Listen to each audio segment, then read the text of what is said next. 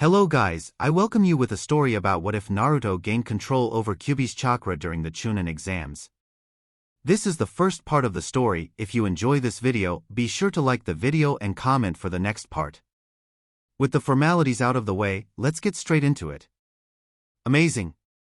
To think that he fought in the prelims 2 days ago and started water walking yesterday with half of his chakra sealed and his control down the tubes, and yet when his chakra is normal, he can't even manage to summon a baby toad. Why is it that he can't expel enough chakra at once to summon, when he can make 1,000 clones?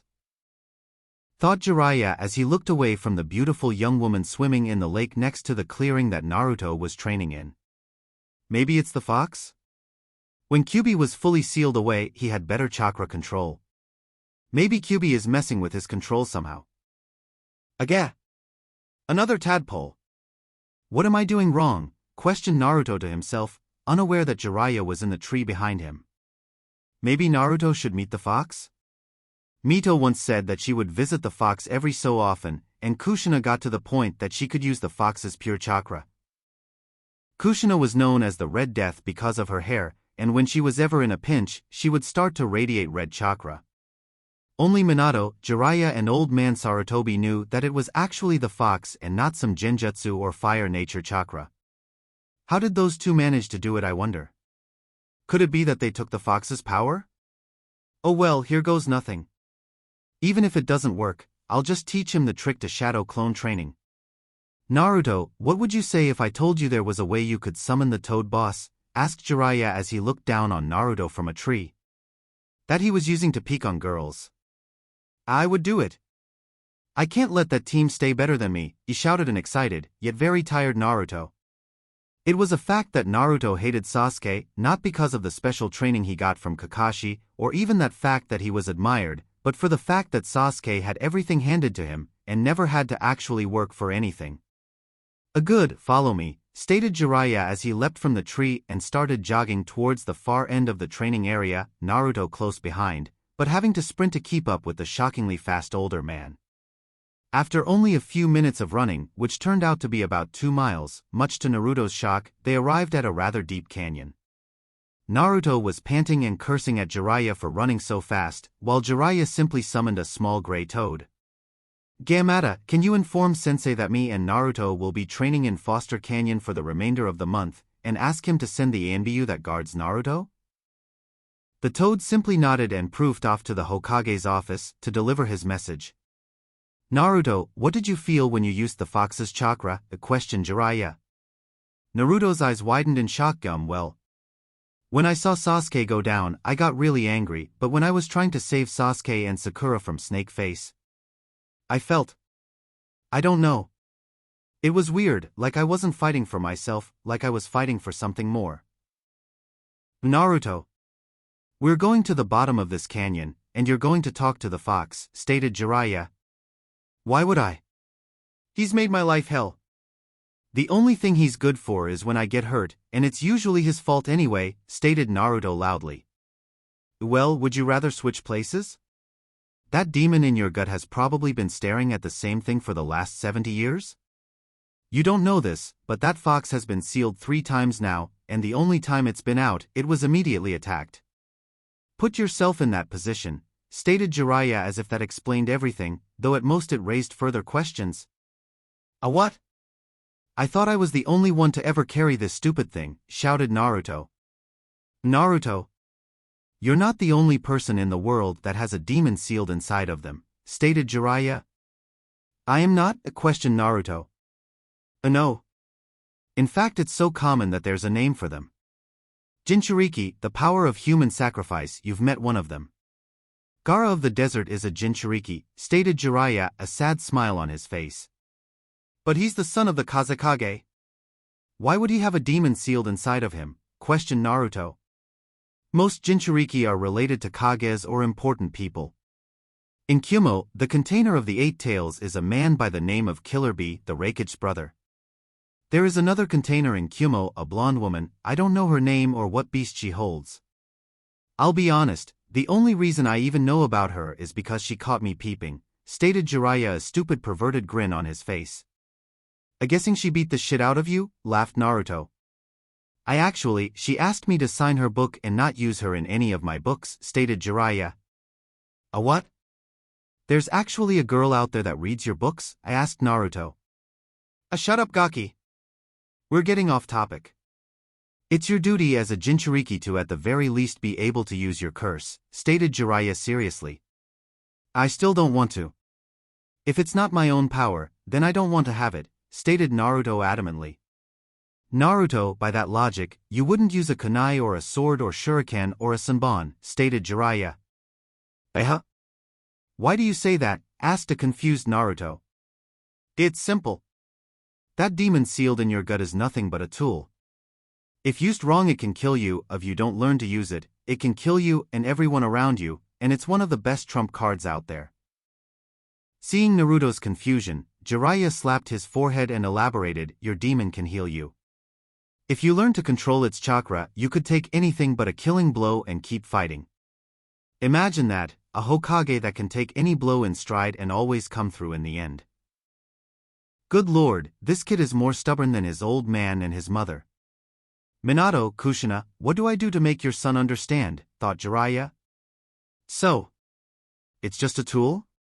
Like a kunai or a sword? Questioned Naruto. I could always just not use it unless I really need it. Well, that was easy. I'll have to.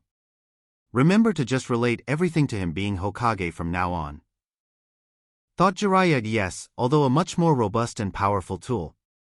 And just like any weapon, you have to learn to use it, and unlike other weapons, you will have to earn the right to use this tool. So, how do I go about doing this? I asked Naruto. When I first met Killer Bee, he said he had a mental connection with his beast. Also, it was said that Yagura, the fourth Mizukage, had such control over his beast that he could fully transform into it, stated Jiraiya, more to himself than anything. I guess that you might be able to travel into the seal and speak to him. At the very least, you could ask him to use his chakra whenever you wanted. And how do I do that? Asked Naruto. Like this, he shouted Jiraiya as he pushed Naruto over the edge of the massive canyon. Jiraiya then followed after his blonde student, ready to catch him when he finally entered the seal. Or at least before he hit the ground. Meanwhile, Naruto was freaking out. God damn it. How the hell is this supposed to help me? Questioned Naruto as he felt a pull in the back of his mind and blacked out. He was then promptly caught by Jiraiya and taken to the bottom of the canyon. Mindscape. Where am I? How the hell did I get in a sewer? Asked Naruto as he looked around his surroundings. Seeing that one end of the sewer was bright and the other was dark, he decided to go towards the light. I swear to God, pervy sage, if I'm dead I'm going to haunt you for the rest of your life. I can help with that. He came a deep booming voice from where Naruto was heading, but first, I believe we have much to discuss. Naruto walked up in front of a large gate, easily 50 feet tall. Behind the gate, two huge blood-red eyes and orange ears were visible. Are you Kyuubi? No, I'm the Easter Bunny. No shit, I'm Kyuubi. Now what is it you want? I hate talking to humans, so make it quick before I choose to eat you. My sensei sent me here so that I could make a connection with you and maybe request the use of some of your chakra. But I have another reason for wanting to speak to you, stated Naruto with confidence and resolve that honestly shocked the chakra entity. Ahahaha, and what exactly do you want to know? Depending on the questions, I may let you use some of my chakra. Well, I have a couple of questions. I guess my first is, why does my mind look like a sewer? The second is, why did you attack the village the night I was born? And the third, who were your other hosts? And four, outside of letting you go, what can I do to make you more comfortable while you're here? I don't know why your mind is a sewer. Maybe it's because of your mindset.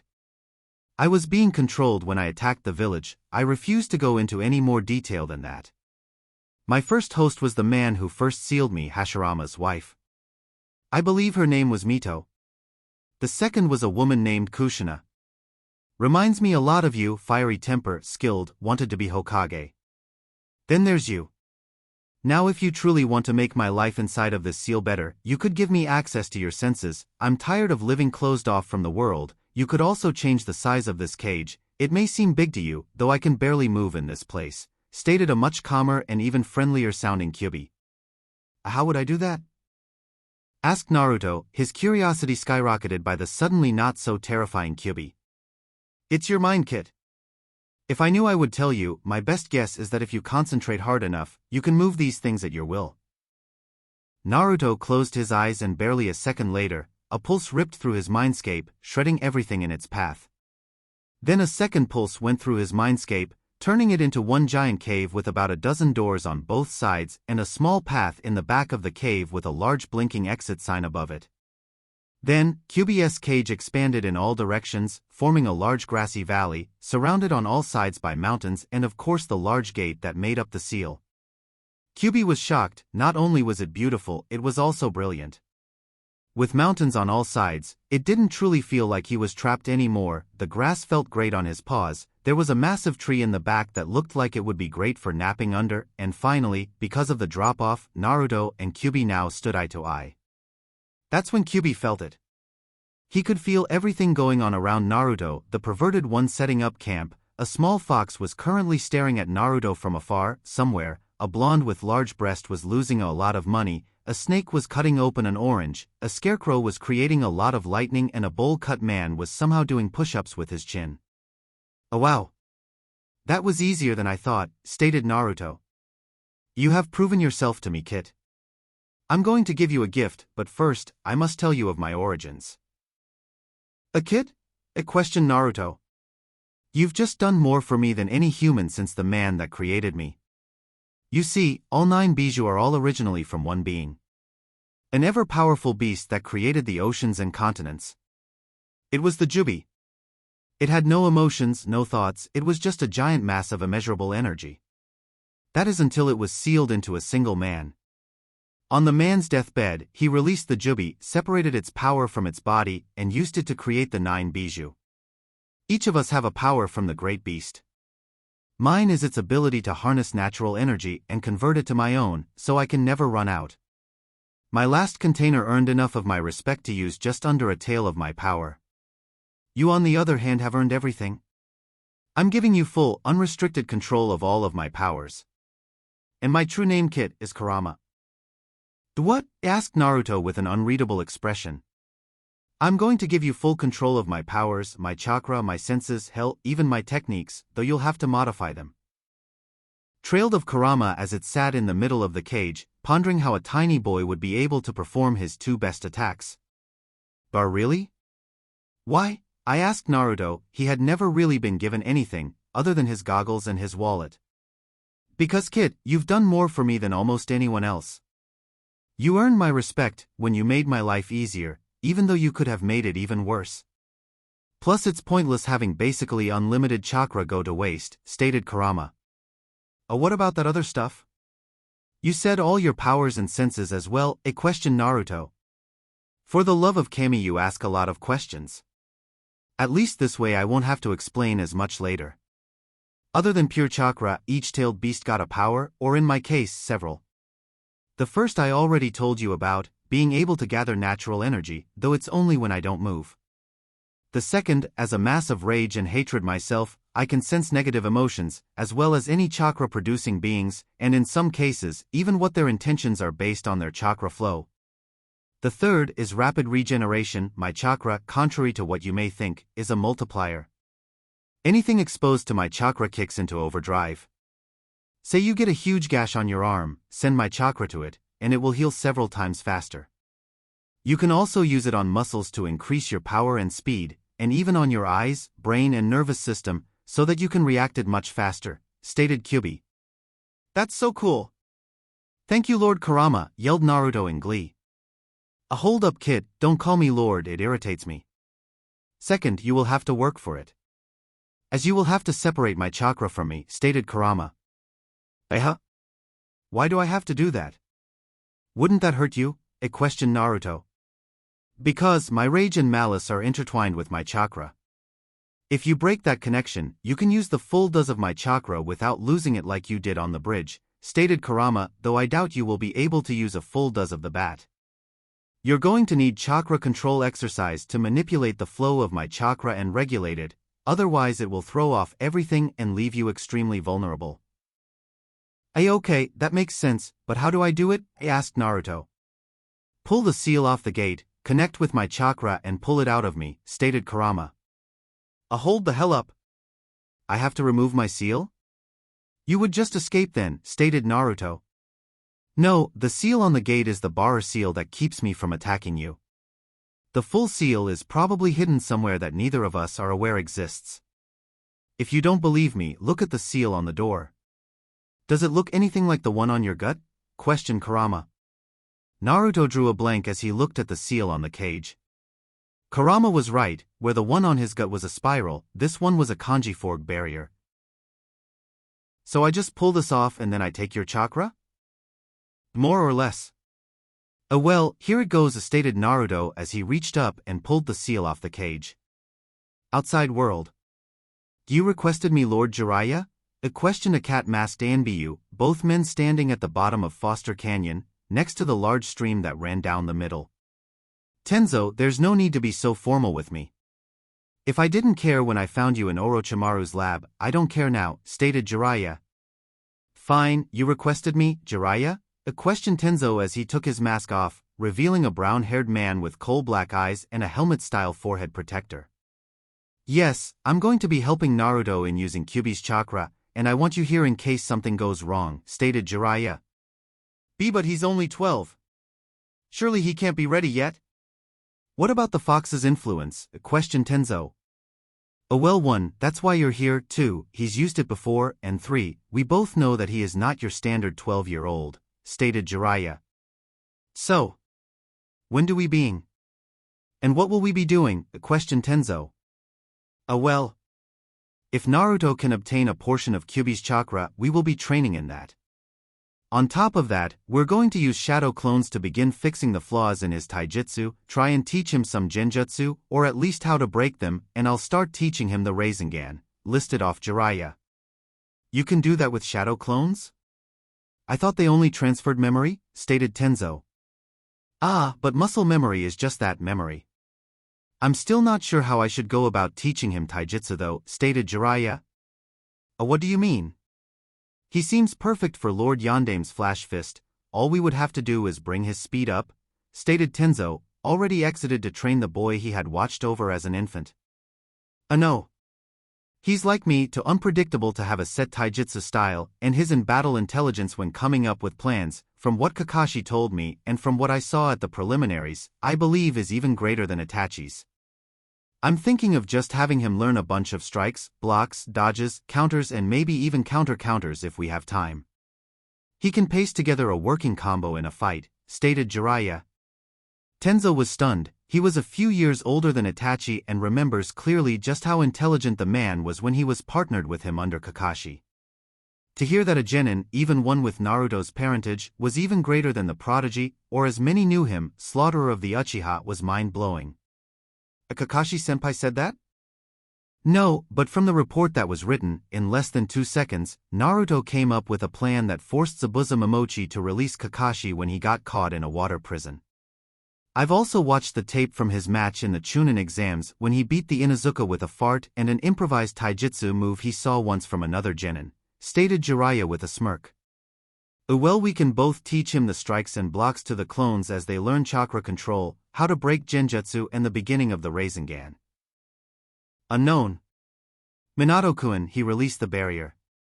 Which one of us should go? I asked Kushina with tears in her eyes, knowing that he would say himself, and it would be the last time she ever saw him.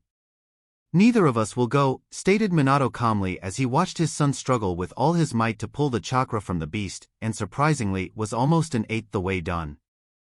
He had to admit, this was going way faster than he expected. Idiot! Why wouldn't one of us go?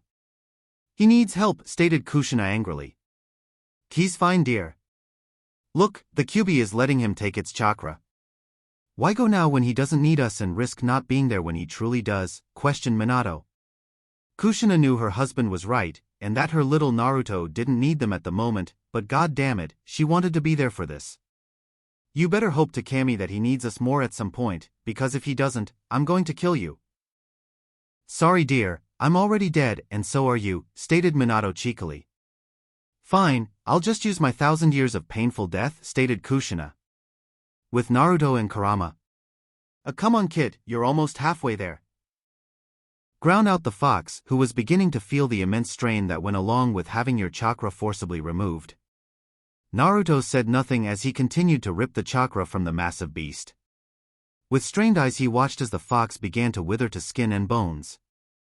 The fox apparently knew what the young blonde was thinking as it ground out, "I'll recover, just whatever you do not stop. The backlash will kill us both. Now keep going, you're almost there." Naruto grunted as he gave another big pull, but to no avail as he only succeeded in gaining another notch of chakra. Come on, god damn it, he shouted Naruto as he gave another big pull, this time succeeding in loosening Kyuubi's grasp on its chakra. "You're close, kid. One more pull." Outside world.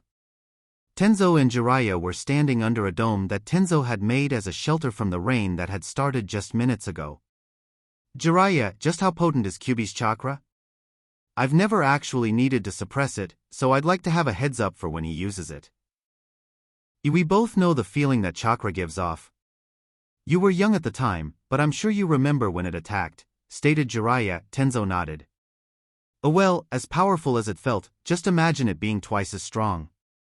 Tenzo stood shocked. He remembered it being unreal how strong the fox was to be twice as strong as that.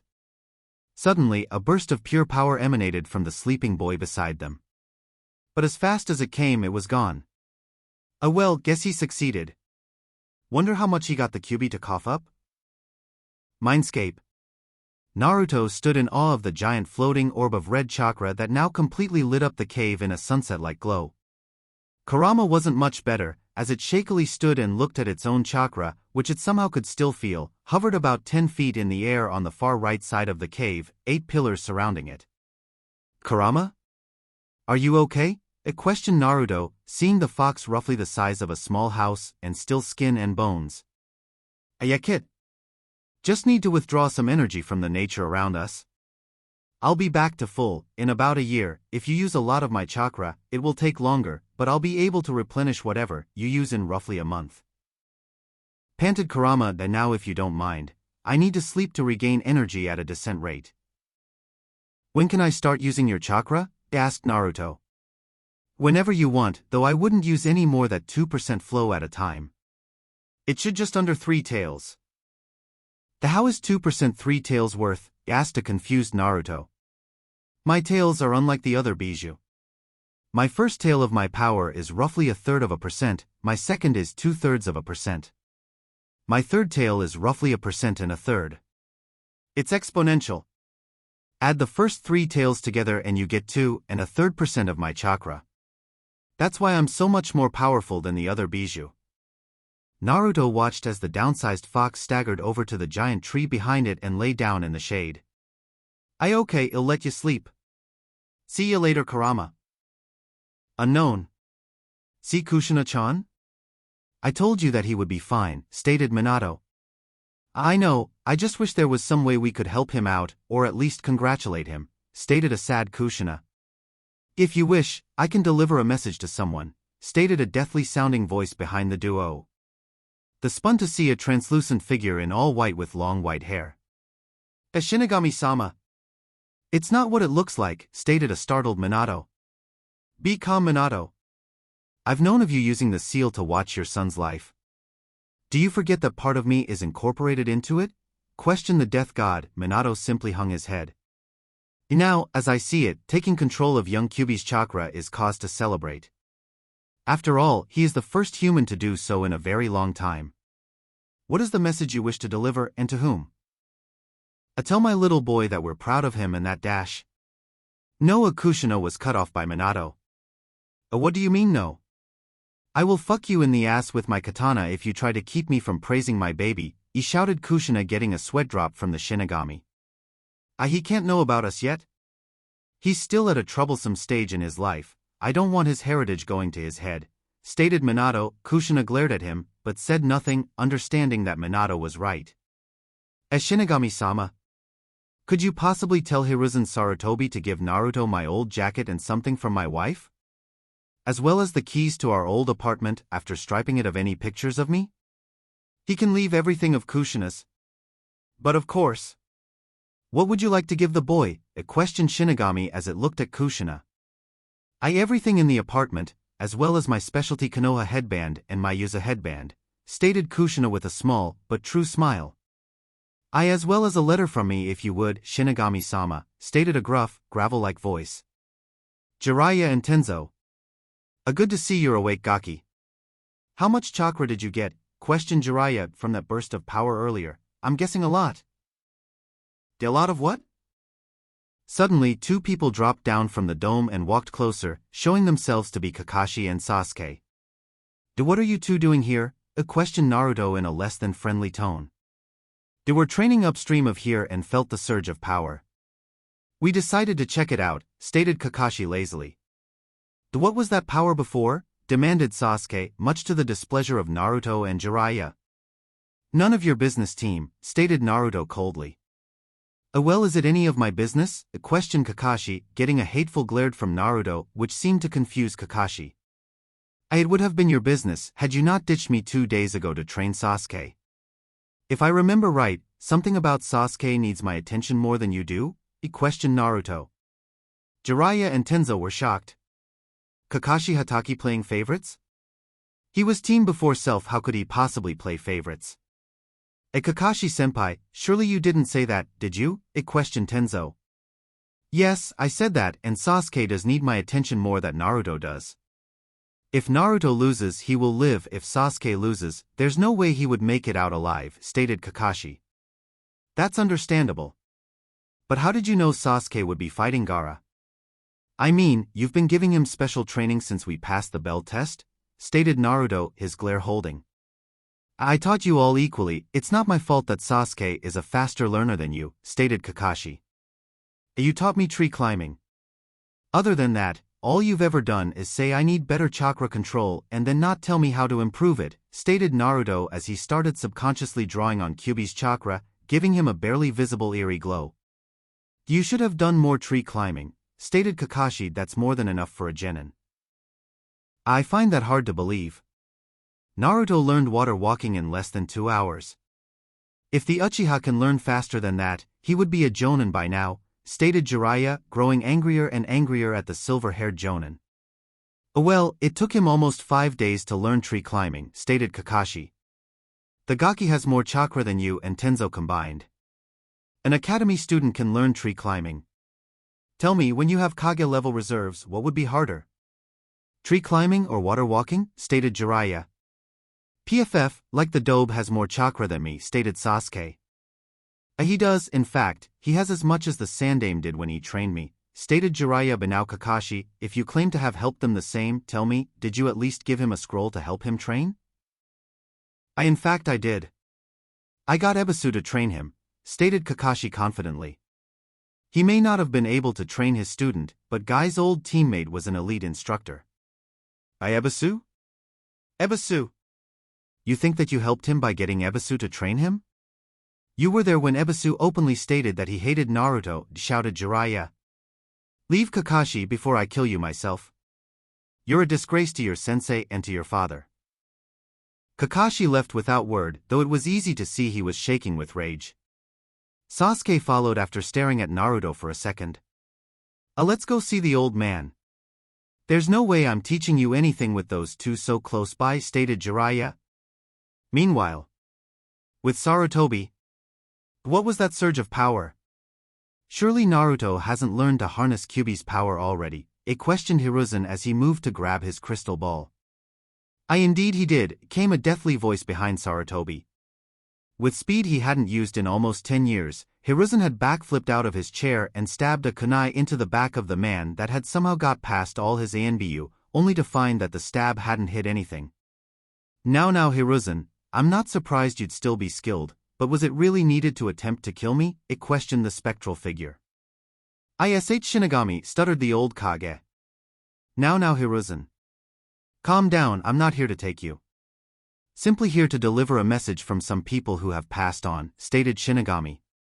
I've temporarily put your ANBU to sleep. So do not worry. The who? Questioned Hiruzen. Minato and Kushina. As well as a young man who also died before his time. Anyway, Minato says that he wants you to give his son his jacket, but don't inform him that he is Minato's son. Kushina wants you to give Naruto her old headbands, as well as their old apartment. After removing everything of Minato's, that is, stated Shinigami as he dug into his robe and pulled out a folded sheet of paper. Here it is, give this to Naruto, tell him it came in from Wave yesterday. Farewell Hokage. As the spectral image of the Shinigami faded, it was replaced by Jiraiya. As Sarutobi shook his head to clear its cobwebs, he noticed that both Tenzo and Naruto were standing by his sides. The old man? Are you all right? It questioned Naruto. Yes. I believe I am, stated the old man slowly before looking to Naruto. What is your progress so far? Well, I met Kurama, changed his cage, he let me have his chakra, I took it and now he's sleeping. He said it would take a lot of work to use his chakra to the max, but I should be able to use about 2% of it, stated Naruto as three jaws hit the floor. Hold the fuck up, Gaki. Kurama? How did you change his cage? He let you have his chakra? And 2%? How much is that? Questioned Jiraiya with wide eyes. In the corner, the always quiet Tenzo was simply unable to do anything as his brain had shut down. In order. Kyuubi's real name is Kurama. It was my mindscape, so I just thought about it and it worked. He said that he liked me, and as thanks for making his life in my seal more bearable, he let me take his chakra, stated Naruto before he started scratching his head. He said something about each tale was exponential to the one before it, but I forgot the rest, hehe. That's amazing, Naruto. Truly amazing, stated Sarutobi. I have some things you should have. Your mother left me some things for you when I thought you ready. Also, this came for you yesterday. Naruto looked dumbstruck as he took the folder piece of paper. DM my mother? But you said you didn't know who my parents were. Agaki. Your mother was an S-class kunoichi.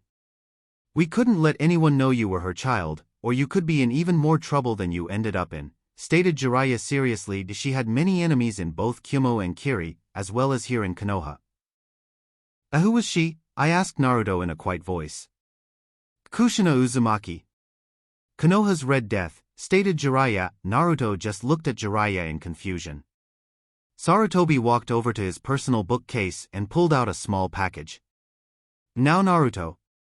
I'm sorry I waited till now to tell you of your mother. Her will that she left you is still intact, but will take about a week to gather. Until then, these are your mother's headbands. Headbands? Like more than one? It questioned Naruto. Yes. You see, your mother was originally from the village of Uzushiogakure. It was destroyed near the end of the Second Great War and she came here. The spiral headband is an Uzushio headband, stated Sarutobi, holding up a plain headband with a vortex on it. He then held up another headband, this one a Konoha headband, but the metal was black and the leaf symbol was red. This headband is given to the commander of the ANBU. It's made of chakra-conductive metal and the red symbol symbolized your mother, the Red Death. Can I wear it? Asked Naruto. Yes you may. We retired those style of headband from ANBU after your mother died, so there won't be any confusion, stated Sarutobi with a kind smile. Now I believe I handed you a letter. Naruto looked at the piece of paper he had dropped on the floor and began to read it aloud. Dear Brat. Yeah, it's for me. If you're reading this, then it's obvious that you survived and that I have not. I have decided that if you do indeed defeat Haku, as I'm sure you would be the one to do it, that you will continue my legacy and take my sword. Don't get all sappy on me, the only other choices I have is Hataki and that water punk, and I'm sure as hell not giving my sword to a monkey or a puddle. Anyway, you are now the wielder of my sword.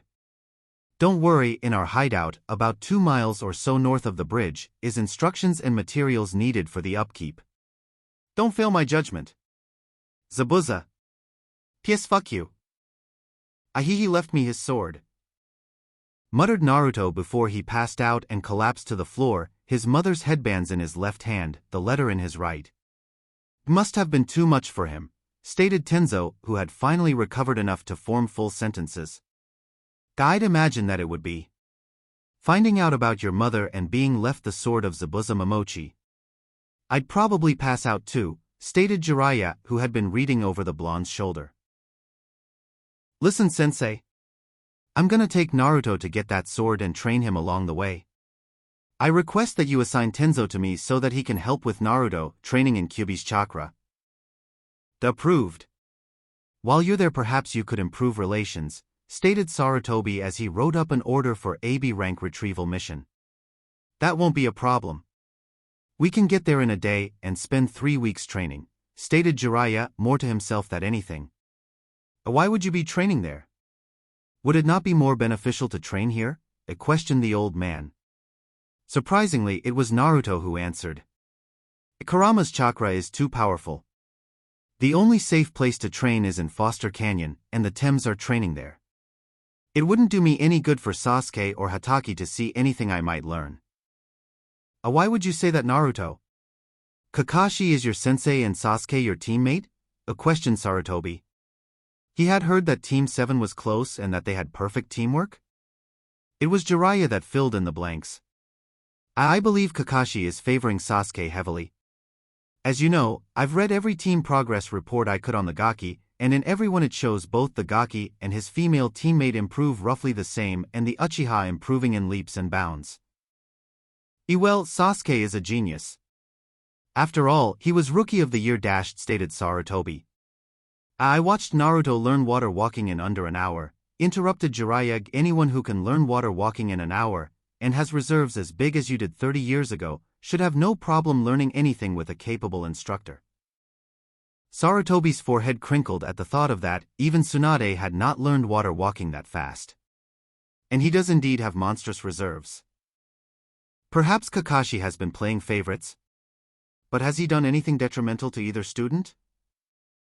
He left me to train by myself for the finals, and when I confronted him about it, he brought me that closet pervert that says he's training Konohamaru, stated Naruto, a small amount of killing intent radiating off of the blonde.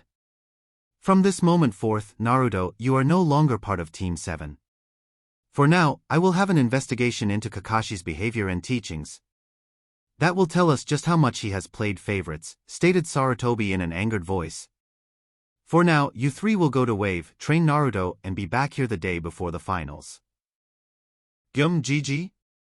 If I'm not on Team 7 anymore, who is my sensei? Questioned Naruto. Jiraiya will be. And when he isn't in the village, Tenzo will be. Seeing as you're getting a sword, he can teach you the basics. I will work on getting a suitable kenjutsu teacher for you after the Chunin exams. Stated Sarutobi. Thank you, Gigi, smiled Naruto. It's not a problem, Naruto. After all, I can't have the man that's going to replace me being held back, now can I? Smiled the old man, who once again got up and walked over to the cabinet to the right of the door and pulled out a scroll that had a yellow casing over it. The man that this belonged to would be proud of you. He would want you to have this. Please wait until you're on your way to Wave to open it. Is that all, old man? Questioned Jiraiya as he watched the blonde examine the scroll for a second before shrugging and placing it in his pocket. He watched as his old sensei nodded. All right, then we're off. See you in a month, sensei. At the gate. Okay, it's already getting late, so to get there as fast as possible, we're going to take a toad. So go ahead and summon one, stated Jiraiya. Pervy sage? I can't remember, stated Naruto. Just humor me, put as much in as you do for say 100 clones, stated Jiraiya. Alright, here it goes. Summoning jutsu, a huge cloud of smoke enveloped the trio as they rocketed into the air. Hello, Jiraiya. Might I ask what you summoned me for? Asked the large scarlet red frog. It wasn't me, Gamakan. It was young Naruto here, stated Jiraiya. I see. Then what can I assist you with, Naruto? Can you bring us to the bridge that connects Fire Country to Wave Country? I asked Naruto. There's a bridge now? I can try. Please hold on tight, I'm rather clumsy, stated Gamakan as he took off with a giant leap, forcing Naruto to roll down his back before he caught himself onto the large shield. Gaki recovered much faster than his father did the first time he rode Gamabunta. Unknown. He's growing up so fast, cried Kushina as she held on to Minato. Kushina. I wouldn't mind this normally, but... stated Minato. I've seen worse. Though I never would have thought that the Red Death and Yellow Flash would be so emotional, stated the gruff voice beside the couple. Though I guess that explains the orange. This coming from the young man that killed his entire class because they bullied the girl you loved? I asked Kushina with a sly smile. I have no idea what you're talking about, stated Zabuza with a faint blush on his face. Oh? So you wouldn't mind if, say, our little Naruto just so happened to charm a certain redhead? Stated Kushina in a sing-song voice. Minato watched as the young swordsman in front tensed slightly. With a smirk he said to him, perhaps Shinigami-sama would allow another message? I'm sure that any woman would love to meet the son of a Kage and an Anbu commander. Ayaha, and with his father's good looks and huge assets, added Kushina. And not to mention he has the ability to change people for the better, added Minato. Enough. Just so you all know, if anyone was to earn her heart, I would want it to be the man who helped me to die a human when I had spent my life as a demon, stated Zabuza. A peaceful smile reached his eyes. Suddenly, Minato saw an image of Kakashi. Tell me, Zabuza, what exactly did my son do to gain your respect? Even when I was alive it was known that you respected almost no one. The only thing we saw was Naruto breaking some weird mirror and defeating a hunter Nin, states Minato. Kushina, seeing his questioning look, decided to explain, we only saw things happen in Naruto's seal and when he uses Kyuubi's chakra. Though now that Shinigami gave us this viewing window we can see everything. Well. I guess we got the time. I gotta start at the beginning for you to understand. Great Naruto Bridge, Zabuza entrance. This bridge is named after the man that saved Wave not only from a tyrant, but also from itself. We named this bride in honor of Naruto Uzumaki, one of the 3 heroes of Wave, Red of Tenzo. Before shifting to another golden plaque, this entrance on the Great Naruto Bridge is named after the demon of the hidden mist, Zabuza Momochi, who at the cost of his own life, ended Gado's reign. Jiraiya whistles. Impressive.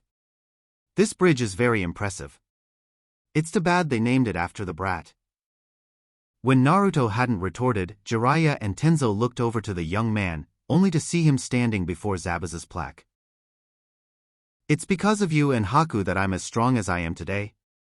I swear on my life that I will become even stronger and keep your memories and dreams alive. I'll be right there with you, kid. Thank you, Kurama, thought Naruto. Glad to see you're up. Naruto? Gaki? You alright? Questioned Jiraiya. A worried tone carried his voice. Yeah. Better than ever. You two have given me more than anyone else ever has. You gave me beliefs to fall back on, the determination to become strong enough to protect all those precious to me. And now, Zabuza, you give me your second most prized possession, stated Naruto as he stared down at the graves that held Haku and Zabuza. Jiraiya and Tenzo were in town picking up some supplies and had left him alone. He grabbed his forehead protector and pulled it off, replacing it with his mother's Anbu Commander forehead protector, and turned it to the side, exactly like Zabuza had. I promise to you both that I will use everything you've given me to help those in need and protect everyone precious to me.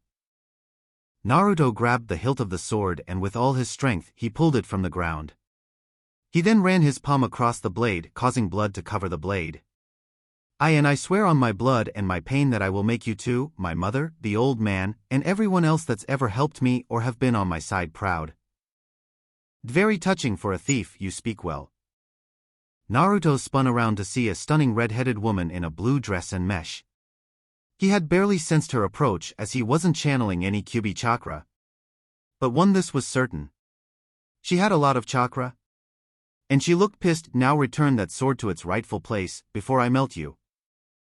I don't know who you are, lady, but I will never give up this sword, stated Naruto fiercely as he started drawing Kurama's chakra, just enough to remain unseen. Naruto was amazed how even at low levels, the giant blade felt no heavier than the katana that Tenzo was having him train with on the walk across the bridge.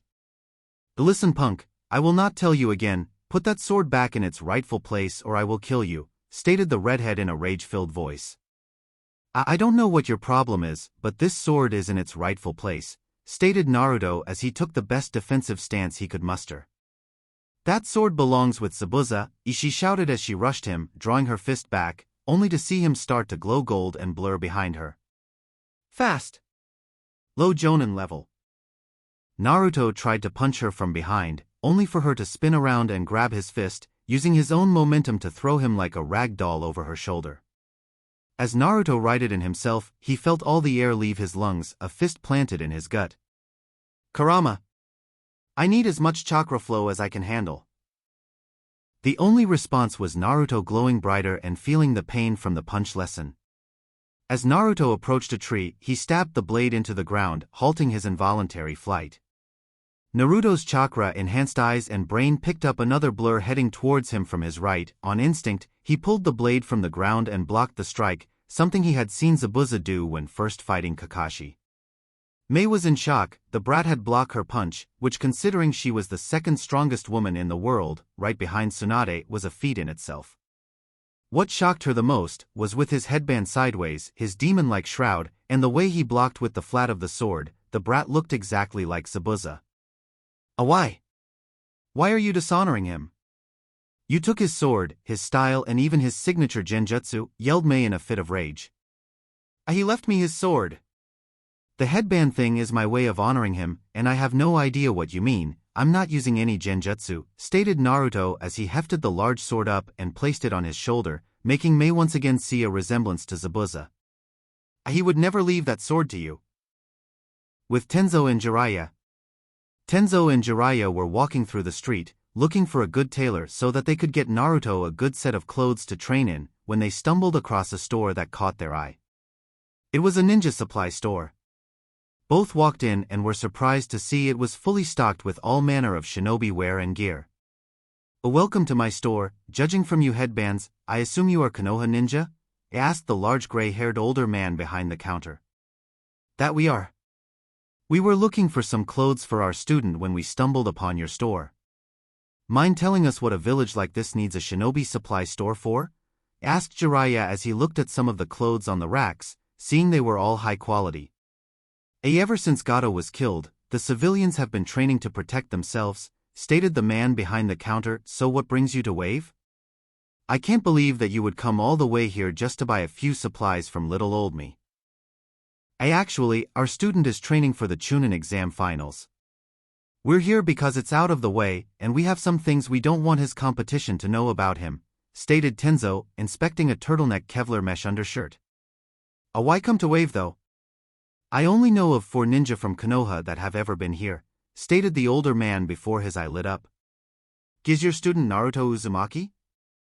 With Naruto? Zabuza. He really did leave his sword to you, didn't he? Questioned Mei as she reread the letter for what had to have been the 20th time. Yeah, he also left me some other stuff as well, stated Naruto as he nursed his rib cage, where Mei had landed a brutal kick. Naruto laid down on the ground and sighed. At least I'm improving. Last time I fought a Jonin I almost died.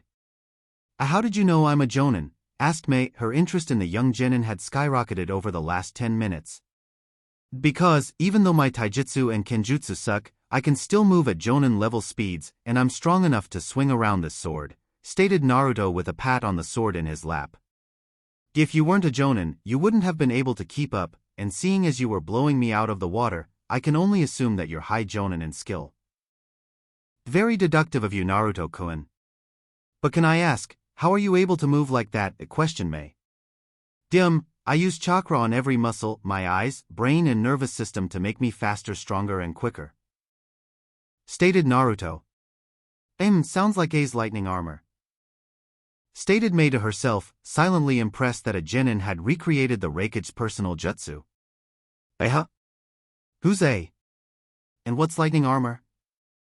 He's the Raikage. He uses a jutsu that's exactly like that golden cloak of yours, except he uses his masterful control over lightning, stated Mei a Naruto-kun. Did you mean everything you said about becoming strong? Yes. I will become strong so that I can protect everyone I care about, stated Naruto with resolve that made Mei once again see Zabuza. Well then, I guess you could use a few jutsu to help out, stated Mei with a smile as she stood up and fished a scroll out of the small pouch on her lower back. I'm sure these will help, but for now, I must get back to Mist. I hope to see you again, Naruto-kun. Naruto looked at the scroll and saw several high-ranking water jutsu on it. "That Yume-ne-chan," shouted Naruto as he charged and hugged her. "Just keep Zabuza alive in memory and in your heart," stated Mei with a smile. She then disappeared in a swirl of water. "Ha, I hope that's in this scroll too, that was awesome," stated Naruto as he walked back towards the village to meet up with Yamato and Jiraiya. "Wonder how the training is going to go?" 45 minutes later. Okay brat, let's get to work. During this month, we're going to be working on your taijutsu, ninjutsu, kenjutsu, fuinjutsu and of course, using your new chakra, stated Jiraiya, showing his serious side. "What's fuinjutsu? And how the hell are we going to do all of that in a month?" questioned Naruto. "Fuinjutsu is the art, and I do mean art of seals. Unlike ninjutsu or genjutsu or almost every other kind of jutsu, fuinjutsu can do almost anything. Most shinobi see fuinjutsu as pointless because they fail to see the in-fight capabilities," stated Jiraiya. "What are the in-fight capabilities? You mean like being able to attack and defend?" asked Naruto, curious as to how useful it could be.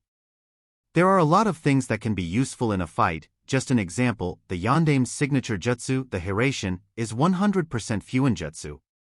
Also, you can seal weapons away and surprise your opponent by pulling a sword or an explosive tag out of nowhere," stated Jiraiya. "That's so cool.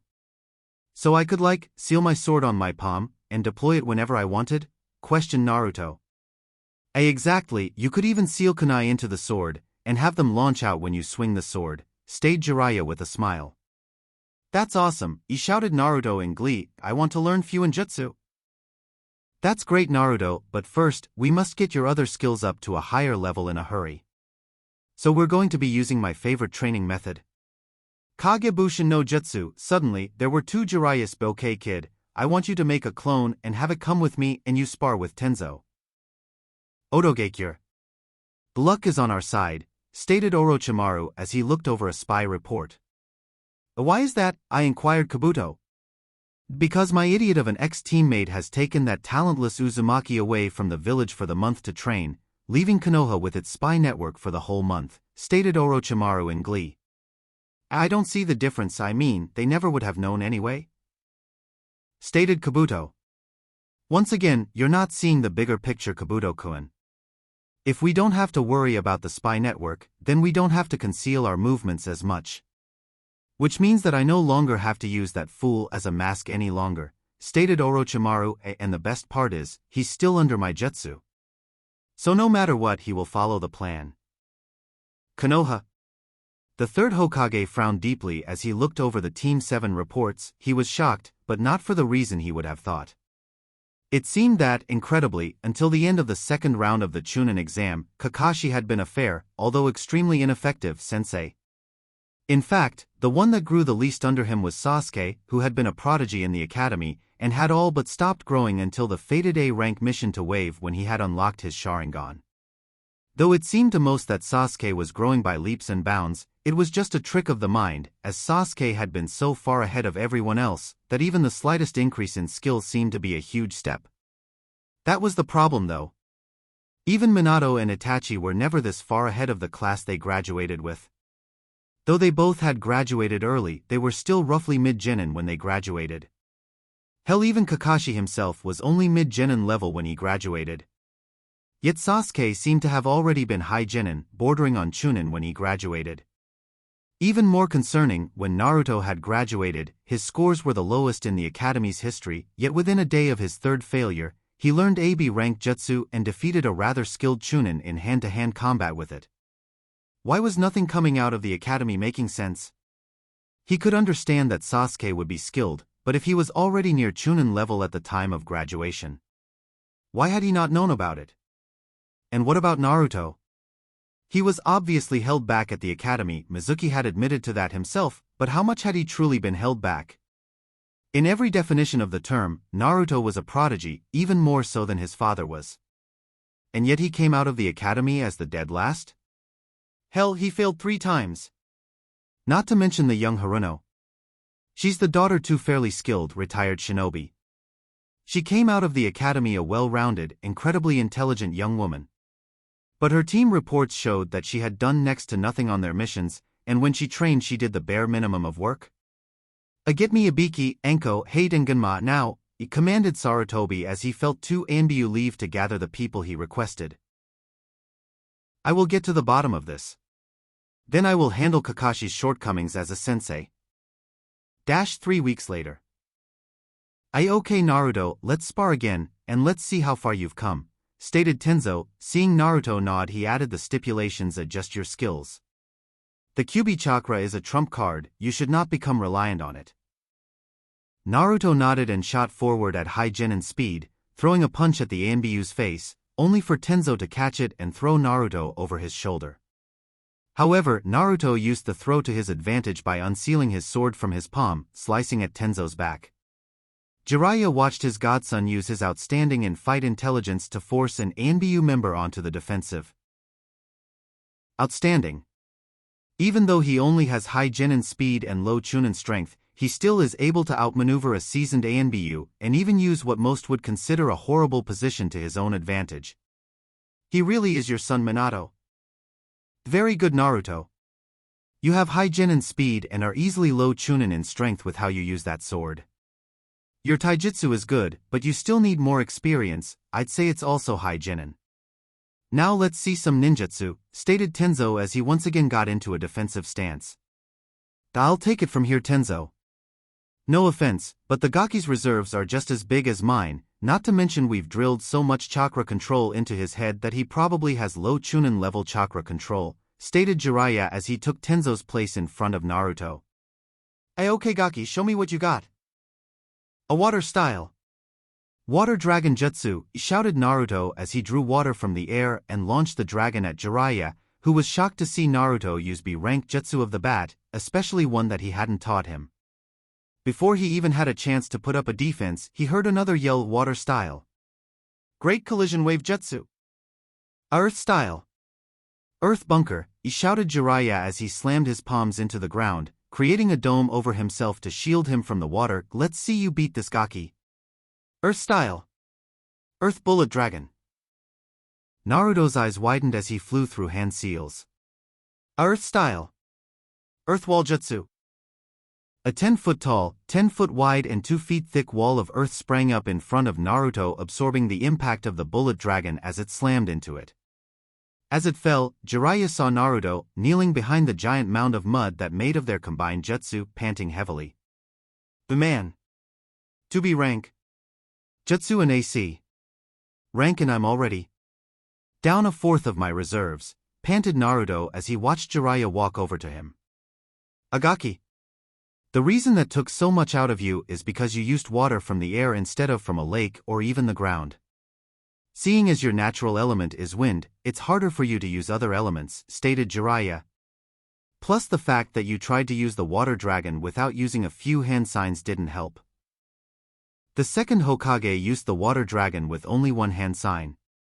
If I can do it with less hand seals, then it will be more useful in a fight, stated Naruto as he got up.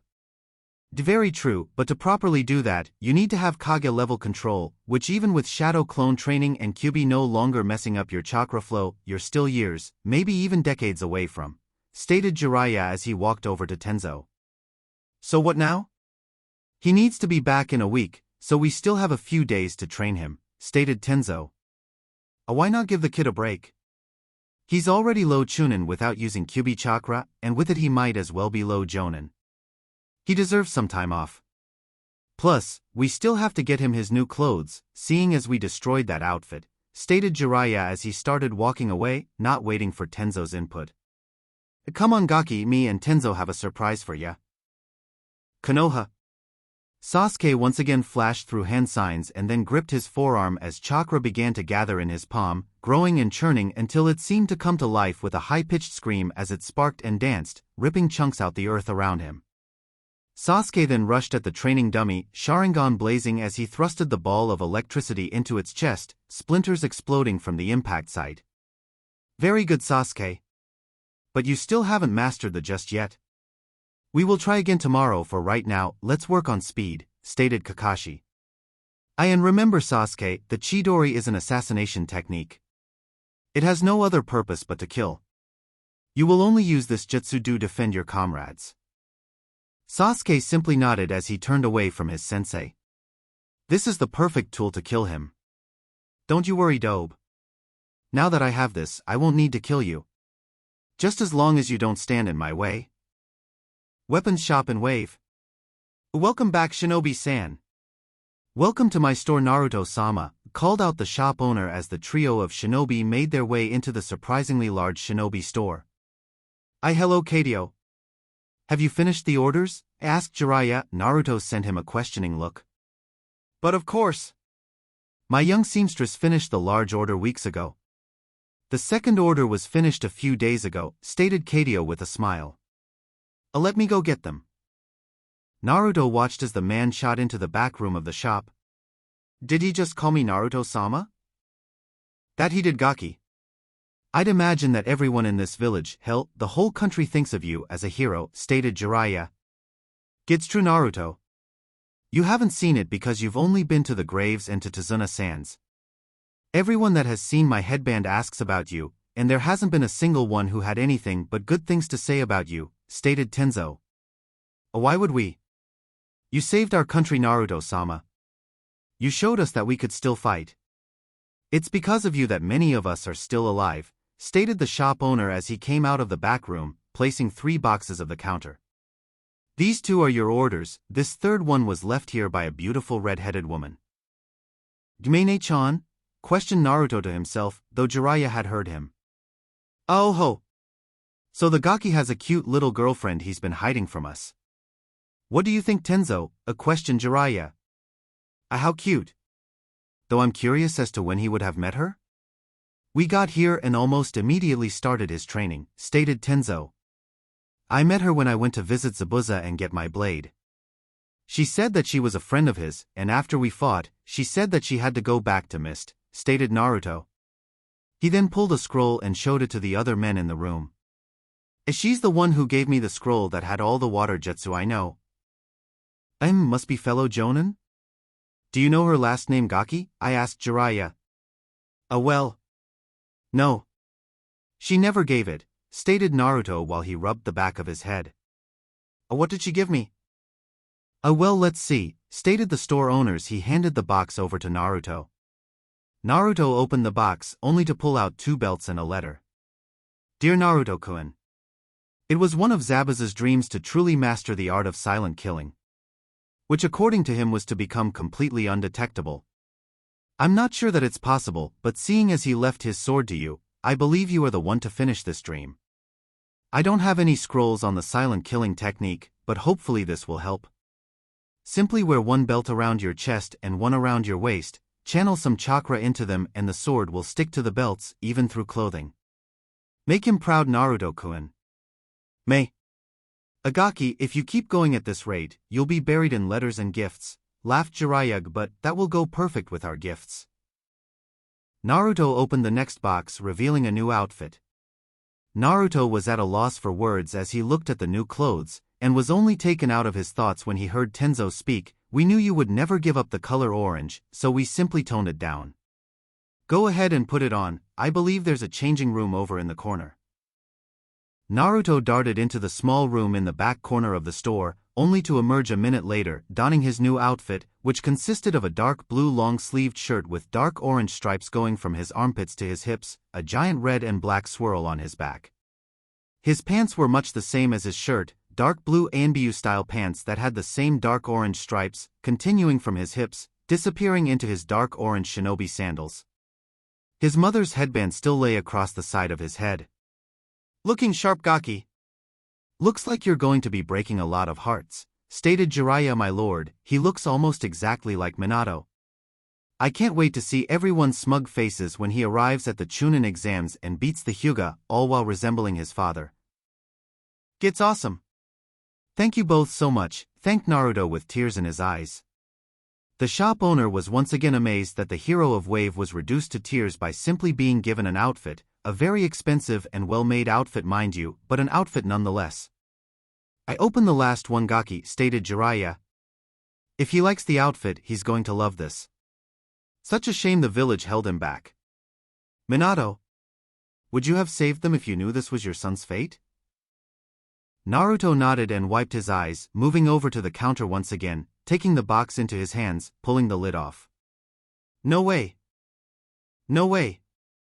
I take it you like it gaki?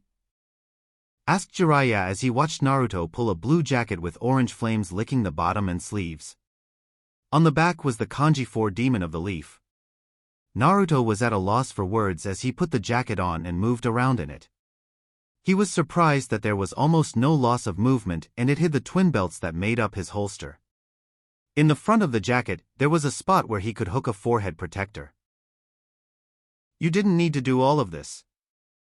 I may not have needed to, but I did. You said you wouldn't wear his jacket, so I got you your own. Flashback. Naruto? Gaki? You alright? I asked Jiraiya. Yeah. Better than ever, retorted Naruto as he moved down the bridge, studying every square inch of it as he walked. Naruto, what was in that scroll that Lord Hokage gave you? I asked Tenzo, walking next to Jiraiya. Oh, that. I don't know. Why don't I check and see? Naruto reached into his pocket and pulled out the scroll, rolled it open and stared at it. It's a seal? Well, what are you waiting for, brat? Put some chakra into the center of the seal, stated Jiraiya. Naruto is going to flip out when he sees what's in that seal. One poof later, Naruto was frozen in place on the bridge, in one hand, the scroll, in the other, the Yandame's jacket. Why would he give me this? Cause brat. When he sealed that beast inside you, it wasn't only to save the village. He wanted you to be able to use its power to protect the village. Now that you can do just that, he would want you to have it, stated Jiraiya. Doesn't hurt that you're his son, and other than your mother's personality, you're a carbon copy of him.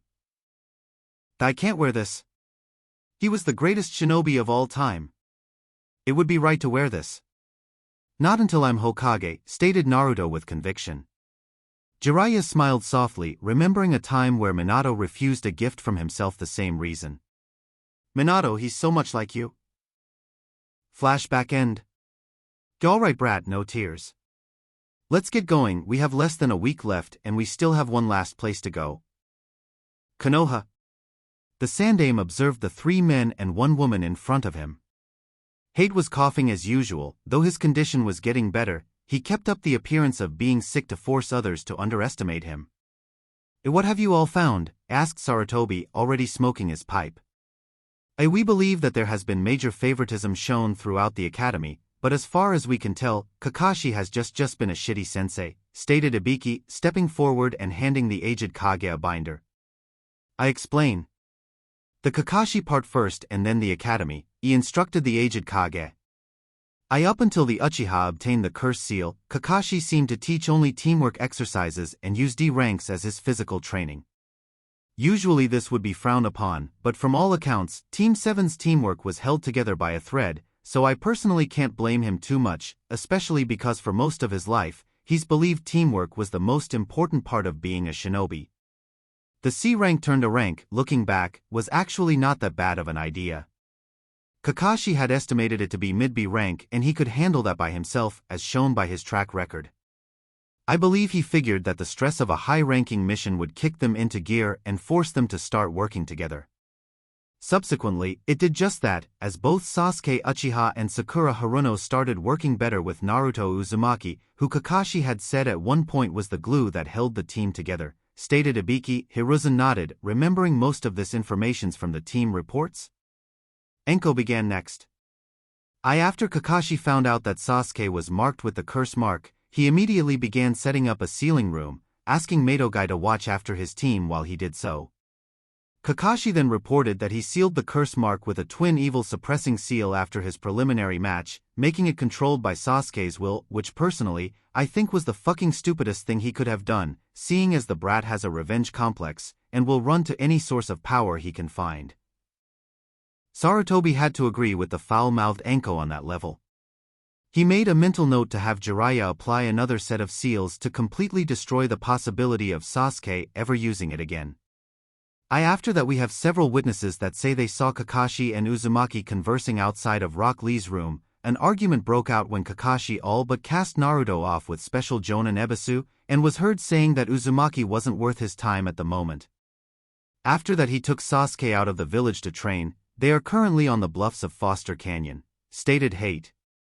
It's my personal opinion that the reason Kakashi is promoting the Uchiha's growth to do right by Obito by helping Sasuke make Chunin, then maybe he will help out Naruto and the Haruno.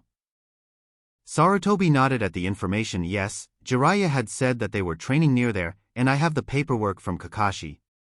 What have you all found at the academy? Genma stepped forward and began. At first it seemed like Uzumaki was simply a dead last, which wouldn't be that surprising, as he had no one to help him outside of the classes. Looking back on the written exam scores, he consistently was scoring class low grades, though he rarely outright failed, leading us to believe that the instructors only taught him half of the curriculum. His physical scores were much the same, all just barely above passing, but going back and looking over the obstacle course tapes, Uzumaki was always in the top 5 in evasion, speed, reflexes, and usually could get his way out of any predicament he found himself in. Until teachers started to sabotage him. This continued until he reached Iruka's class, where he started to gradually improve. Near the middle of the year, he was hanging in the middle of the class. It was then that other teachers started to volunteer their help in training Naruto in their specialty subjects, at which point Naruto started to fall behind again, eventually causing him to become the dead last. Thank you for the reports. I would like every teacher, active or retired, that you believe may have hampered Naruto's growth, to be sent to Anko and Ibiki. If the suspicions are found true, they are to have their chakra sealed and be placed in prison. Charge them with treason for undermining the military power of this village. If you manage to connect any of them with Mizuki on anything greater than a friendship level, I want them taken to Anoichi where he will scan their memories. Outside Konoha. Pervy Sage? What is this place? Asked Naruto as he looked at a group of buildings that looked like they hadn't seen human contact in 20 years. This is the Uzumaki Shrine, kid. Usually, it's impossible to find, because of the genjutsu barriers. You have to go through a tunnel and all sorts of other shit to avoid those though, stated Jiraiya as he moved to the center of the courtyard and began setting up camp. I thought this place was a myth, stated Tenzo, moving to make a makeshift tent out of wood. I swear, the second I figure out that house jutsu, it's no myth. You can only enter this place if you've been inside before with an Uzumaki. Come on brat, we got 5 days till the Chunin exams and I think you're ready to start learning some new chakra control exercises, stated Jiraiya. Naruto nodded and looked around, seeing several things that caught his eyes. The sooner we get started, the sooner you can take a look around. You can do these exercises while walking around. 5 days later, Chunin Exam Stadium. Hello Hokage Dano. I see you are in good health, stated the Kazekage sitting in his seat, 3 bodyguards around him. Same for you Kazekage Dano. It is quite a trip from your village to mine, stated Sarutobi. Never did like the desert.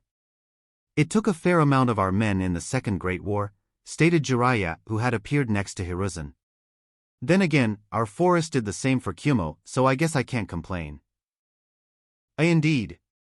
It also helps in the conditioning of our ninja, stated the Kazekage thoughtfully. Excuse me Hokage Dano, but I believe we are missing some competitors. Hiruzen looked down to the arena floor, seeing everyone but Naruto and Dosu who had gone missing during the month break. Jiraiya, where is Naruto? You were supposed to be back yesterday. We bunked overnight outside the village. Don't worry though. He'll be here. Actually, he probably already is, though you might not recognize him. Arena floor. Uzumaki shows he's nothing but a failure, stated Niji, though at least he knows when to quit. Fate has already declared me the winner. You better show up, Dobe.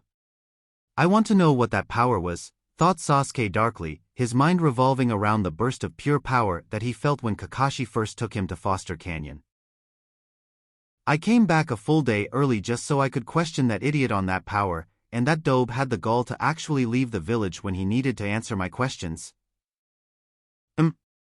If I crush someone's toes, could they still walk? Wondered Gaara absent-mindedly. When I get back home I will ask Dr. Mabutwo. Oh shit, Gaara's got that calculating look in his eyes. I hope father knows what he's doing, thought Temari. Bananas are delicious, thought Shino. Wonder where Naruto is? He only has a minute to show up. thought Ganma. The Uchiha is here though.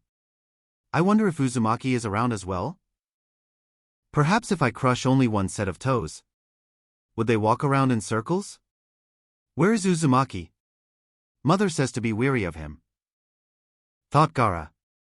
Naruto Uzumaki has 1 minute to report to the arena before he is disqualified, stated Ganma. An eerie silence fell over the crowd before a demonic-like voice sounded from everywhere at once. Feel free to start the match, I'm already here. A horrified look appeared on several faces. Sasuke, Sakura and Kakashi because of the flashbacks of Zabuza. Neji because he could not find the source of the voice with his all-seeing eyes. Guy and Kurenai, who had both faced one of the 7 swordsmen in battle, both started to sweat, believing one of the former swordsmen had infiltrated the village. Alright, would Neji Hyuga and Naruto Uzumaki remain? Wherever you are, everyone else, move back to the box, stated Ganma. The Chunin hopefuls all moved to the box, each looking around for the orange-wearing shinobi. Are both fighters ready? Of course, if Uzumaki isn't too cowardly as to not show himself. Stated Neji with a confident smirk, though on the inside he was beginning to become frightened. Such a shame, spoke the voice again, sending chills up almost everyone's spines. You Hyuga are said to see everything, yet you fail to see what's in plain sight. I guess the Hyuga are not as great as everyone believes. Show yourself, coward, shouted Neji. If fate has sealed my victory, there's no reason to hide. The ninja is a silent assassin, protecting the village from the shadows as an unseen protector. I am anything but a coward. I am a true ninja. But seeing as you're incompetent. Look at the top of the Kage box. Everyone's eyes shot to the top of the Kage box, and most over the age of 16 began freaking out. Standing at the edge of the roof, stood a blonde figure, hair draping to his shoulders, one side of his face framed by a bang of hair, while the other was being held back by a black headband that sat on the side of his head, a blue and orange outfit, and blue short-sleeve jacket with orange flames licking the bottom and sleeves. A sword handle stuck out behind his head. Whispers sounded off throughout the stadium, ranging from shock that the Yondaime had returned to hatred that the Kyuubi brat was emulating their greatest hero.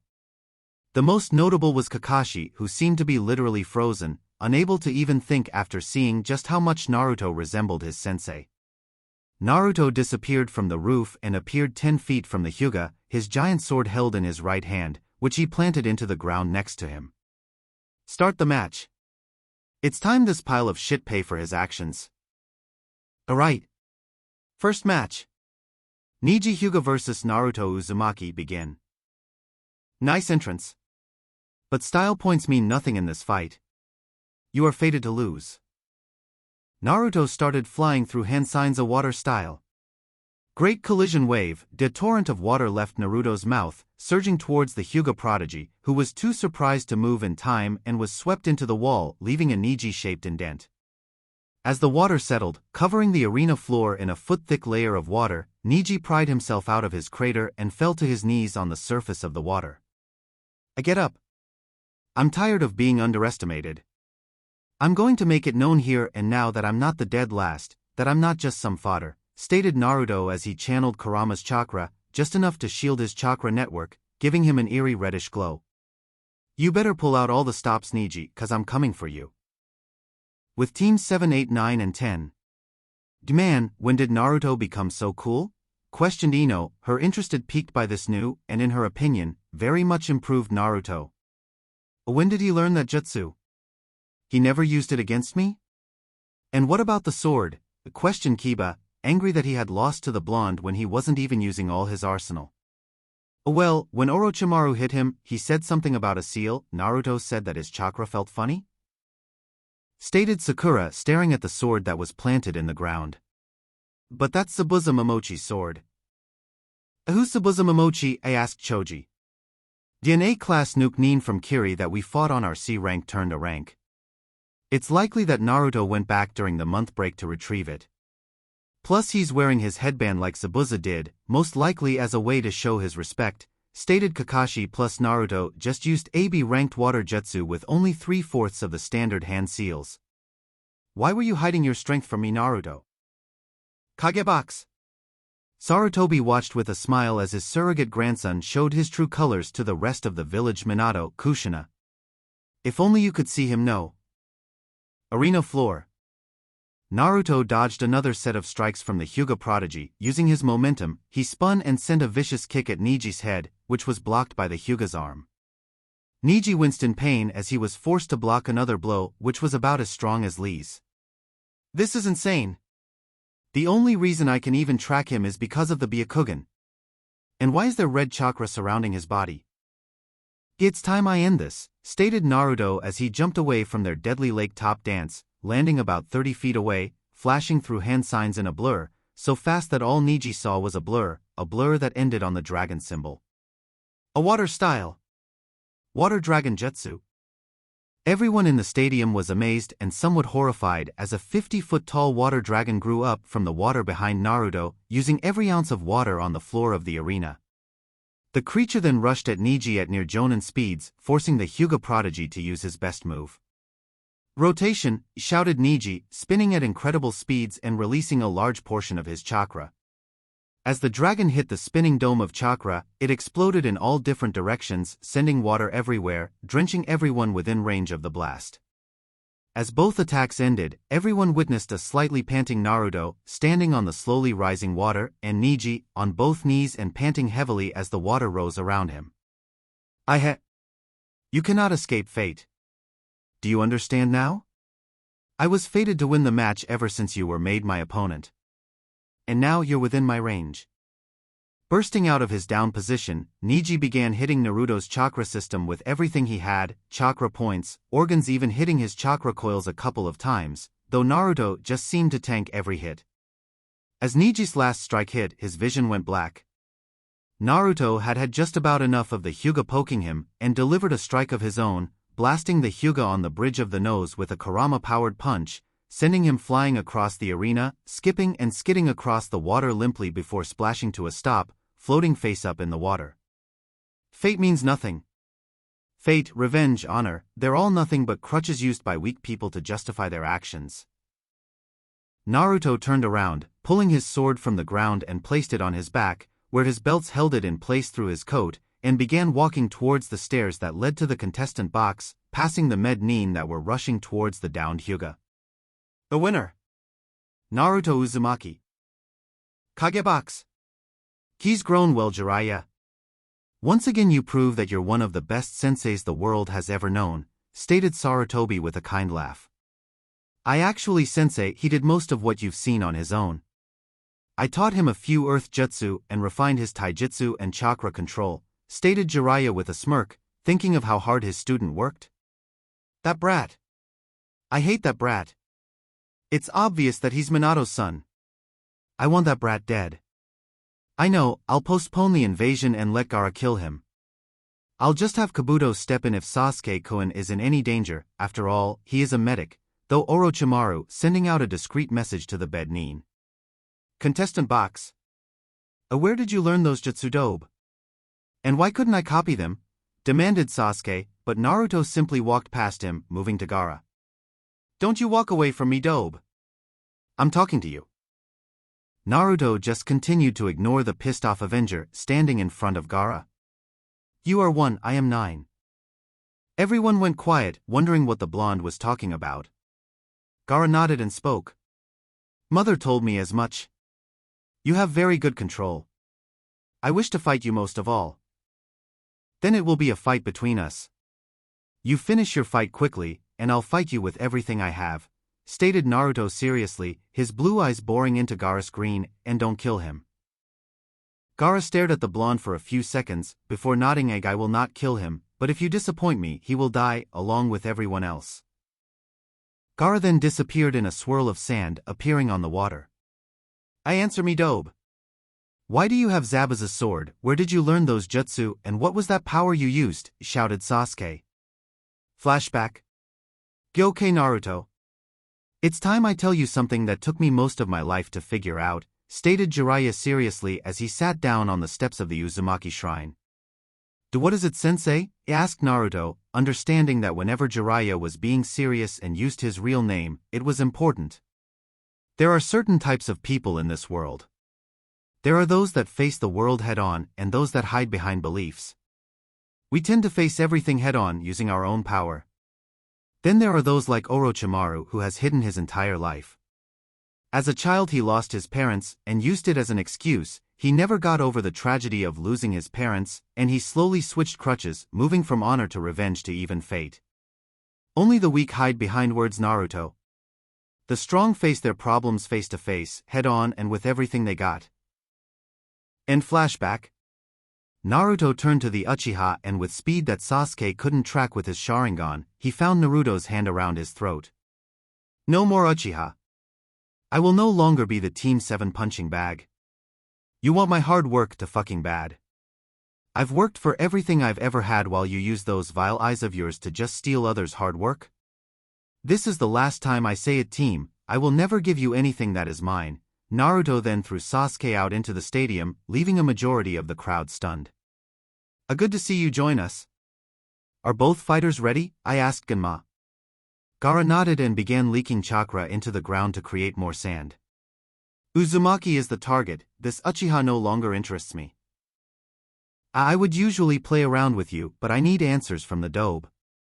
I'll end this in one move, stated Sasuke, activating his sharingan. Begin. Sasuke immediately jumped away, creating the distance he would need to gather speed. This is the power of the Uchiha. Sasuke ran through hand seals and gripped his wrist. Electricity gathered in his palm and began chirping. Sasuke charged the still stationary red head, grinning like a madman that he could finally try this jutsu out on a living target. Chidori. As Sasuke was rapidly approaching, Gaara surrounded himself in a dome of sand, making sure the walls were thicker than the Uchiha's arm was long. Everyone watched as Sasuke plunged his arm into the sand with no resistance, and the civilians began to cheer, that is, until Sasuke screamed out in pain. Inside the dome, Gaara was having far too much fun.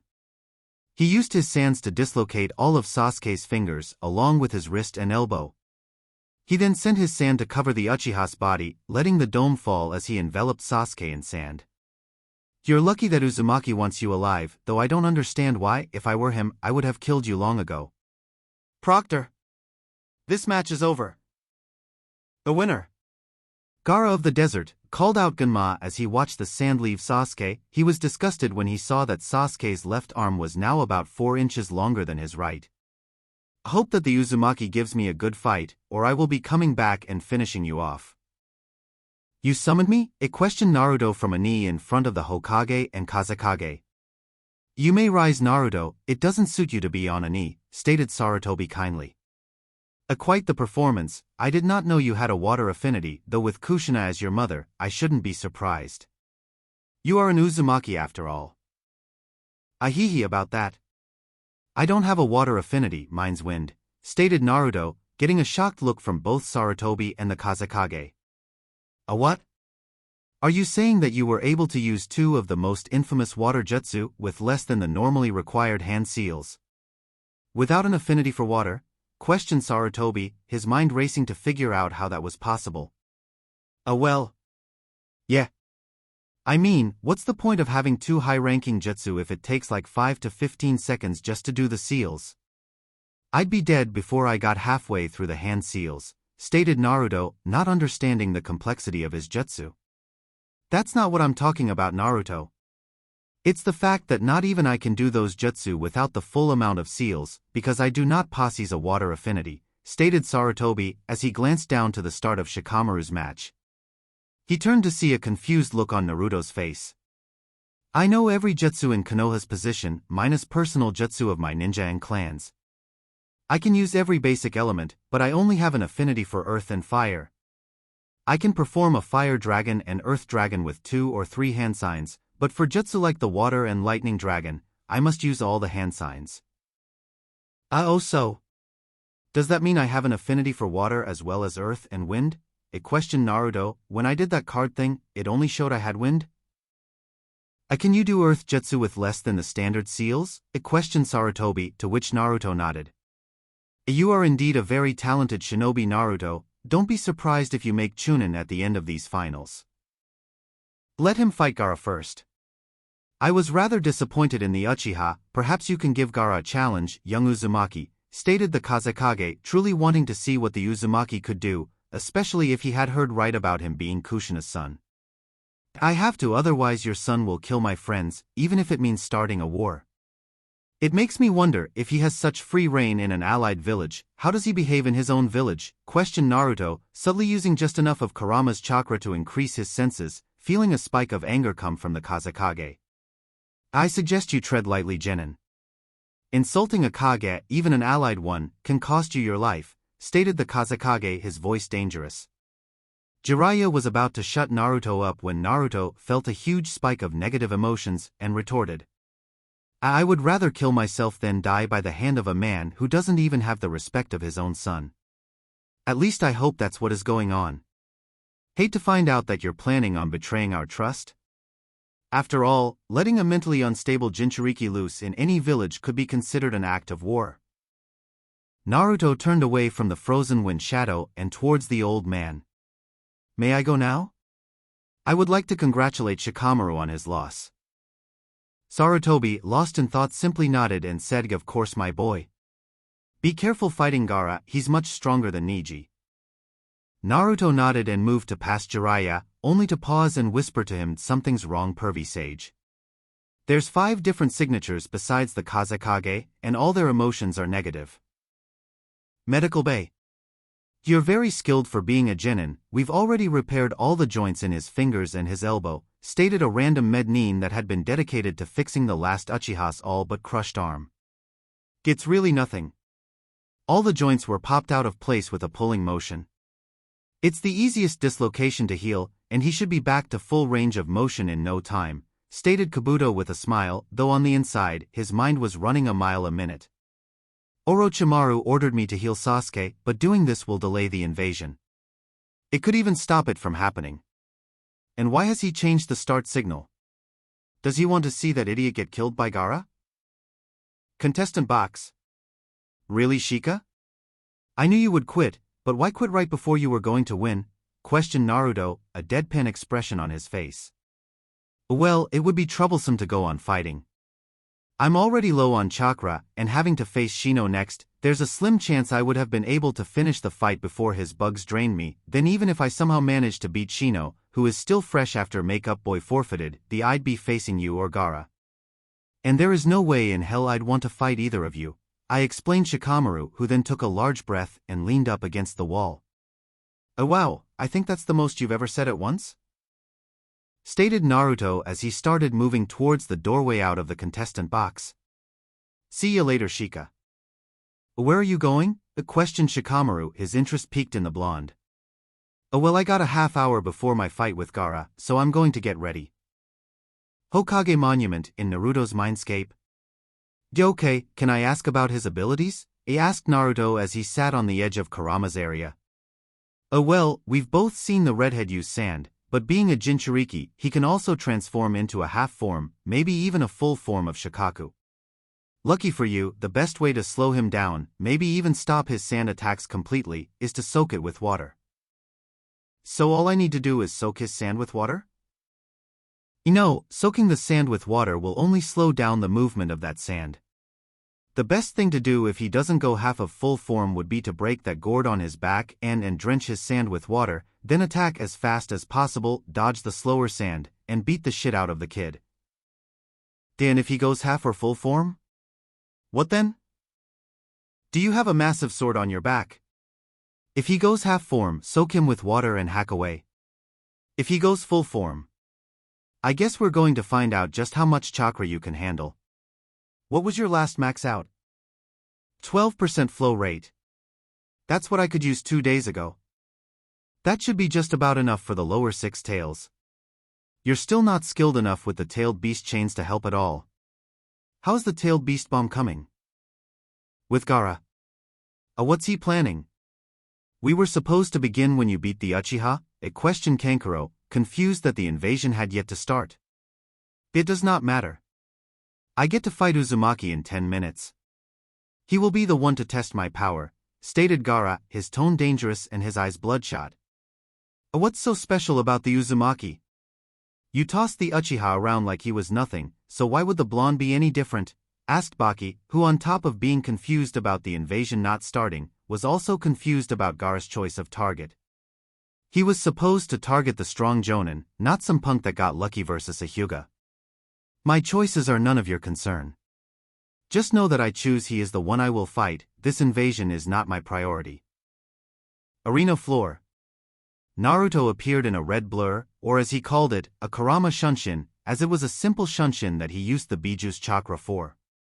He looked around, seeing that not everyone was in their seats yet, he decided look around to see where everyone was. Jiraiya was still standing next to the old man, figures, he would either be there or at a hot spring. Kakashi was staring at him, no doubt either still in shock from his new look, that he beat Neji or some other pointless thing, or perhaps he was angry about Naruto winning when Sasuke, his star pupil, had not. Oh well, he didn't care.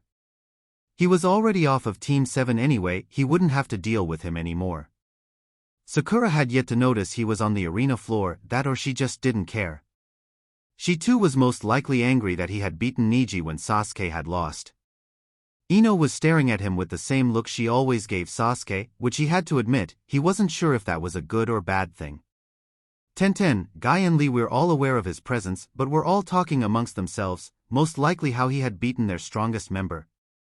Shikamaru and Shino had made their way back to their respective teams and senseis, and were either congratulated for his loss or in Shino's case, was listening to the idle conversation around him. Ganma appeared next to him, a kind smile on his face. Don't worry kid, I got your back if this heads south. You're one of the few that do. Thank you for that, stated Naruto calmly and kindly. You know kid, you're nothing like I remember from before last month.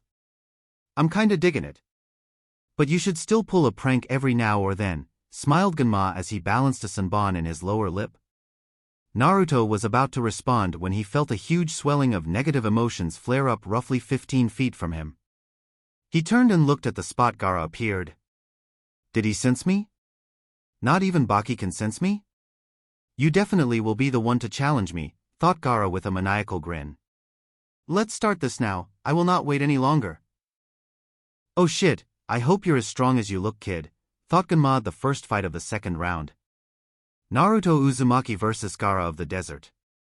Are both fighters ready? Both nodded, waiting for the fight to begin. To begin. Gaara lashes out with a sand spear aimed at the blonde's heart, which he blocked with the flat of his sword before he spun around and chopped at the side of the red head, only for a wall of sand to block it before Naruto retreated from another sand attack. How is the ground completely dry? There was a foot of water on it when I left. Oh well. A water style, great collision wave, Naruto once again blasted a torrent of water out of his mouth, aimed at the sand using jinchuriki. Gaara blocked the powerful water attack, though found his sand was much harder to control, forcing him to use far more chakra and concentration to use, as well as reacting slower. A water style, hidden miss jutsu. Kakashi and company? That's Zabuza's jutsu, cried out Sakura, shocked to see the jutsu she almost died in. He doesn't seem to have the same control over it that Zabuza did. Thought Kakashi out loud. Desuma. Can you see into the mist? Questioned Guy. No, the kid made it even thicker than Kushimaru's. How much chakra does he have? Arena. Gaara was starting to panic. His sand was becoming almost impossible to control and he couldn't make any more due to the fact that the ground was covered in water. Add the fact he could no longer see or hear his opponent, which should be impossible as they were standing on water, and you have one frightened redhead. The 1. 2. I'm coming for you. Sounded a demonic Naruto from everywhere at once. Everything was silent as they felt chills crawl up their spine. 3. 4. I'm coming back for more. Gaara suddenly felt his sand struggle to his back, barely blocking a heavy blow from the blonde's giant blade that would have cut the Suna jinchuriki in half. 5. 6. Throw some blood in the mix. Gaara, fearing another strike, began coating himself in his drenched sand, trying his best to shake the water out of it so that he could use it more effectively. 7. 8. Death is your fate. A vicious killing intent rolled out of the mist, turning the chill crawling up everyone's spine turned into a blade of ice stabbing into their hearts. 9. 10. The sound of metal slashing into earth sounded. Gaara felt a pain in his left bicep. He looked to see the giant blade stuck about an inch into the sand, blood running down the face of the giant cleaver. He followed the blade and saw his opponent holding it. "Let's play again." Naruto ripped the blade free as he slid it along the wound, forcing Gaara to shriek in pain. "Blood! It's my blood! I'll kill you!" Everyone was now confused as to what was going on inside the mist, as almost had been hearing was a demon singing some kind of nightmare tune, though some jonin could hear the footsteps on the water, even I just barely, and we're very impressed that a genin had so much stealth. Naruto felt another great wave of negative emotions as muck started growing up from the ground, surrounding the injured redhead. Sending some more of Kyuubi's chakra to his eyes, he saw that Gaara now had his whole left side covered in wet sand. His left eye was now a gold diamond with a black backdrop. Suddenly, the mist exploded outward as the Shikaku-induced Gaara flared his chakra, as well as drying the sand around him. "Come Uzumaki! Make me feel alive!" Naruto knew the fun and games were over and began channeling Kurama's chakra throughout his body, going straight to the maximum amount he knew he could handle. His body was encased in a red, almost orange glow as his cloak billowed in a non-existent wind. He was going to end this right now. Naruto shot forward at low jonin speed, but had to dodge a sand that extended out towards him. He spun, cutting it off as he moved quickly towards the sand-covered shinobi. He watched as the sand that had made up the arm returned quickly to Gaara and began to coat his left side, encasing most of Gaara's torso in sand. Naruto saw that Gaara was getting out of control, sending another chop at the injured arm of the Sunanin. Naruto began leading him out of and away from the stadium. "Shit! I can't put everyone in danger if he goes full-blown Shikaku. I need to lead him away," thought Naruto as he lunged and punched the wall on the opposite side of the spectator boxes, blowing out a large section of the wall, and began running. "Where are you going, Uzumaki? Don't you run from me," he shouted Gaara as he took the bait, following Naruto out of the stadium and up the face of the Hokage monument. "With Hiruzen. Akazekage Dano. What exactly is going on?" it questioned the Hokage in a neutral tone, even though on the inside he was quite pleased. "That was fantastic. I still have chills up my spine. My word, what a great intimidation tactic. I believe someone should be added to the bingo book." It appears that Gaara is embracing his inner demon and that your shinobi has led him away from the city. "Quite the ninja you have there," stated the Kazekage, silently questioning why Orochimaru hadn't signaled the invasion yet. And if my shinobi cannot stop your son?" questioned Hiruzen. Even if Naruto had improved greatly, he was still going up against a bijou-crazed genin. "Then I shall step in. Do not worry, Hokage Dano, I won't let my son hurt any of your shinobi other than the one currently fighting him," lied the Kazekage, sending a glare at Orochimaru. "Igaki's good, but I don't think he's good enough to stand up to an enraged jinchuriki," stated Jiraiya. "If things go south, I will be saving my apprentice."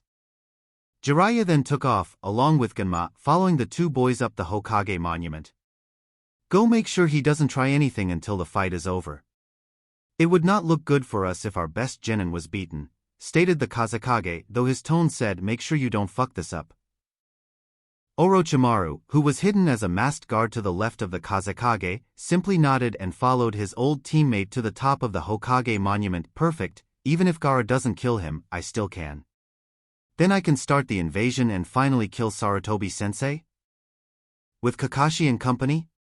That was the single most frightening thing I have ever experienced," stated Ino, her voice finally coming back to her. "Why is he running away? He could have beat him?" questioned Kiba, still sweating from the demonic lullaby the blonde had sang. "Please, if Sasuke-kun couldn't beat him, the Naruto baka can't either," stated Sakura, though her shaking shoulders and frightened tone showed clearly that even she didn't believe what she was saying. "You're both wrong," stated Shikamaru. "Naruto isn't running, he's lead him away so that innocent people don't get hurt. And Naruto is much stronger than Sasuke. He always has been, even in the academy. Naruto always improved at the same rate Sasuke did, even though Naruto had no one to learn from outside of school and was always taught wrong by the instructors." "Yeah, right. Sasuke was Rookie of the Year," stated Sakura, her voice back to its usual tone, though she was still shuddering every few seconds. And who was it that managed to prank every teacher? Who was it that was escaping ANBU at the age of 10? Who was it that somehow managed to pass every class, even though the teachers made him sit out of every single important lesson we ever had? Questioned Shikamaru, making everyone rethink the blonde, but none more so than Sakura and Kakashi. Hey, that's right. Naruto always had to sit in the hallway during important lectures or sit out of physical classes because of his pranks. But then how was he able to improve? He's an orphan? Is he really talented enough that he taught himself everything? Thought Sakura, her mental picture of her blonde teammate shattering. He was held back? But the report said that he was given special training by the best of the academy? Even I couldn't have made genin by myself, thought Kakashi, growing sick with himself at the way he handled his team. I should have known. The second I started teaching them all the same, Naruto began catching up much faster than should have been possible. I always just figured that the extra training he got at the academy was showing through. Extra training he never got. Kakashi looked up at the top of the Hokage monument, seeing brown-covered ninja and an orange-covered ninja fighting it out. And now he's fighting a Jonin-level opponent toe-to-toe. How could I have been so foolish as to think that he was talentless? Hokage monument. Naruto had stopped using his sword, as he was far too slow to do any damage with it when his opponent was the same speed as he was. Now he was sending supercharged punches and kicks at the sand-covered jinchuriki, blowing off huge chunks of sand and causing heavy damage anywhere he hit flesh. Gaara took a hit to his injured bicep and jumped back, making some space. You're strong, Uzumaki. I've never been injured before and you've managed to do it multiple times. Though that ends here, now you die. Feigning sleep technique. Gaara fell limp as sand exploded around him, forming the giant form of Shikaku, who yelled out in glee, yeah. At long last, I'm free. Hey, oh shit. Summoning jutsu, he shouted out Naruto. A cloud of smoke matching Shikaku's height revealed a massive scarlet-red battle frog. Hello again, Naruto, need my help? Asked Gamaken as he looked around, spotting the one-tailed Bijou. Ah, I see you're fighting Shikaku. I thought he was sealed? But he is. His container let him take over, stated Naruto, hoping that Gamaken wasn't as clumsy as he always says. Oh, Gamaken. It's time to play. Hold on tight, Naruto, we have to wake up his container, and I am quite clumsy, stated Gamaken as he lunged forward, swiping at the Bijou with his spiked Susumata, catching the giant Bijou on its right arm, tearing it off, only for another one to grow in its place. I'm going to try and pin him if I can wake up the container. Gamaken once again lunged forward, then to the side as he dodged several wind blasts from the large raccoon. Finally maneuvering around the sand blasts and inside Shikaku's guard, he slammed the Susumata around the Bijou's throat, picking him up and slamming him to the ground, picking him up again holding the Bijou of the ground. Quickly, I won't be able to hold him for long. Naruto nodded and jumped off the large toad's head, landing on the head of the Bijou, and took off towards the limp body of Gaara. Dodging spikes of sand that shot up in an attempt to stop him, Naruto made his way to Gaara and smashed a punch into his injured arm. The pain forced Gaara awake, though in his pain-filled state. He couldn't tell that he was now falling at an incredible rate. He hit the ground with a wicked thump, his legs crumpling into his chest as he felt his ankles dislocate from the awkward landing. Naruto landed about 10 feet away and dropped to a knee, the smoke from Gamaken's departure behind him. With his sword in his right hand, he moved towards Gaara, who was crawling away from the blonde. Stay away from me. It's almost unbearable, isn't it?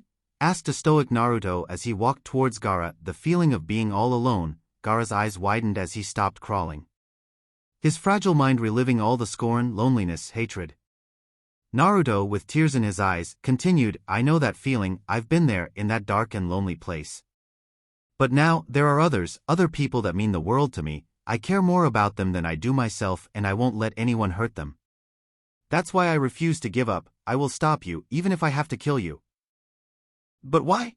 Questioned Gaara. Why would you do this for anyone but yourself? Because, they were the ones that saved me from myself, they saved me from my loneliness, they were the only ones to accept me for who I am. They are my friends, stated Naruto as he placed the sword on his back. They were the same, Gaara. You can be saved just as I was. I'll be your friend Gaara, and I'll validate your existence. You would be my friend? Asked Gaara, his voice shaking. Not only me, but your brother and sister too, stated Naruto. He pointed to Temari and Kankuro, who had appeared behind the downed form of Gaara, horrified that anyone could take down their little brother and still be standing.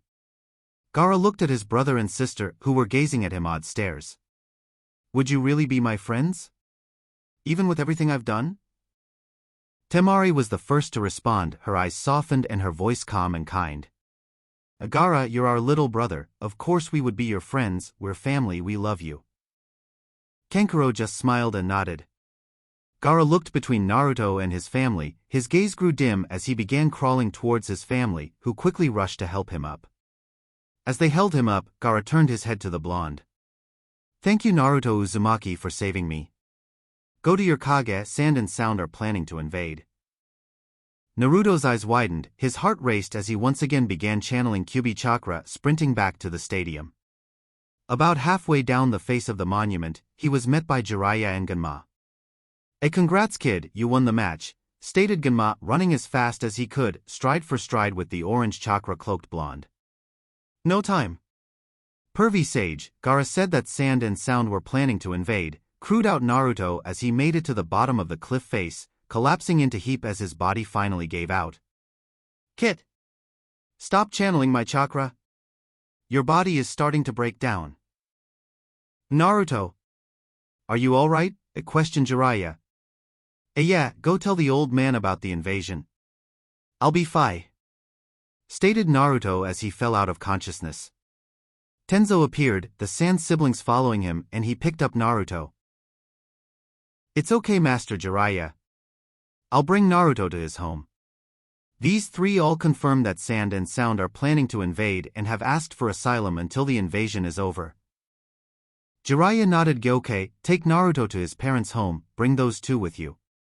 Me and Ganma will head back to the stadium with Temari. If Sand and Sound don't invade, her match is next anyway. Naruto rolled out of his bed and landed hard on the floor, waking him up.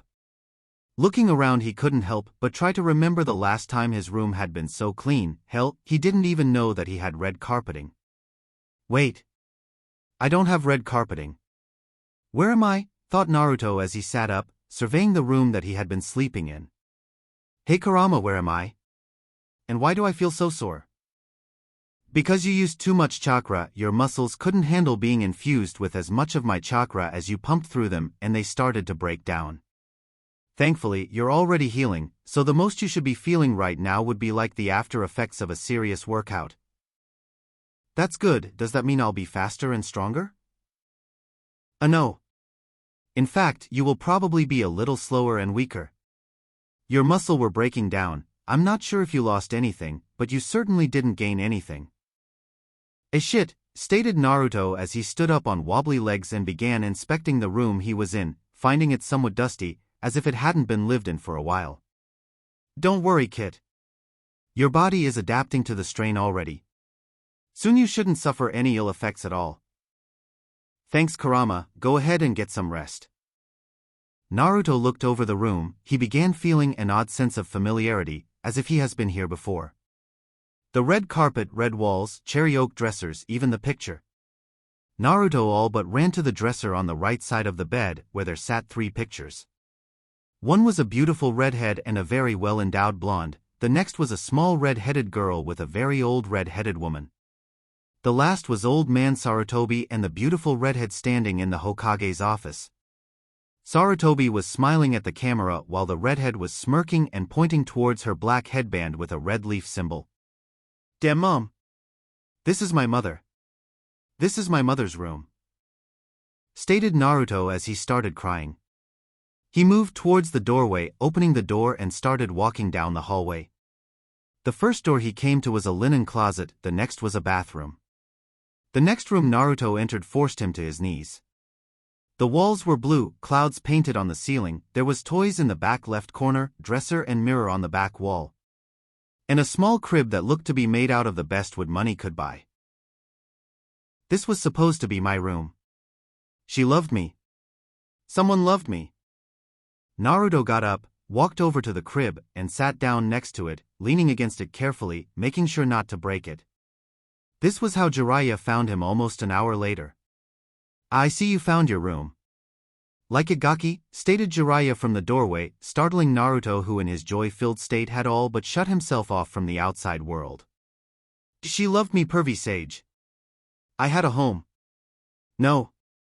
I have a home," stated Naruto happily as he rushed to Jiraiya, tackling him into the hallway, crying tears of joy into his chest. "You ain't kiddin', Gaki. Your mother loved you with all her heart. So did your father. I still remember him fumbling around trying to put that damn crib together," stated Jiraiya with a laugh. "Smartest man I've ever known, couldn't put that thing together to save his life." "Why, you know who my dad is?" "Who is he? Where is he?" questioned Naruto as he got up off of Jiraiya. "I knew your father better than anyone, well, except for your mother, those two were quite the pair. I'll tell you more when we get back. You have a meeting with Sensei in 10 minutes, and with your injuries, I doubt you can make it there by yourself," stated Jiraiya as he led Naruto outside, where Naruto saw the outside of the small home. Jiraiya once again spoke up.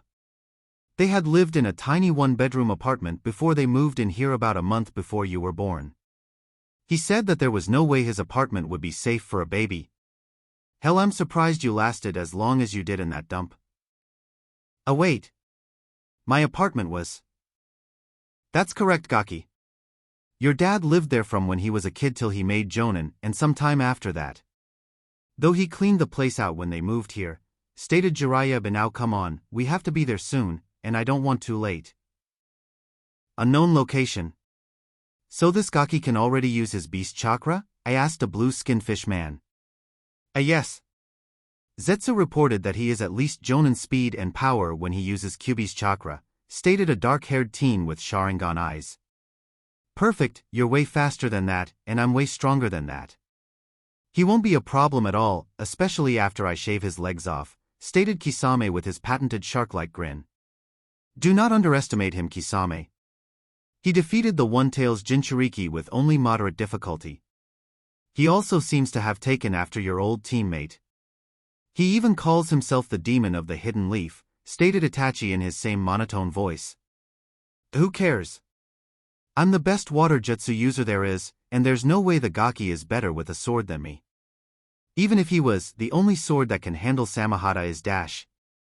The Kubikuribocho, a sword the Nine-Tails Jinchuriki now possesses and wields in a devastating tandem with the hidden mist jutsu, silent killing and possibly chakra nature enhancements as well," stated Itachi. He hated to admit it, but if his target could use silent killing and the hidden mist jutsu, it limited him to only a handful of lower-level genjutsu and his ninjutsu. There were ways for him to get around the hidden mist jutsu, though it did require setting up the battlefield as he went along. Well, shit. Hopefully he's as good as you say. I wouldn't want to be disappointed."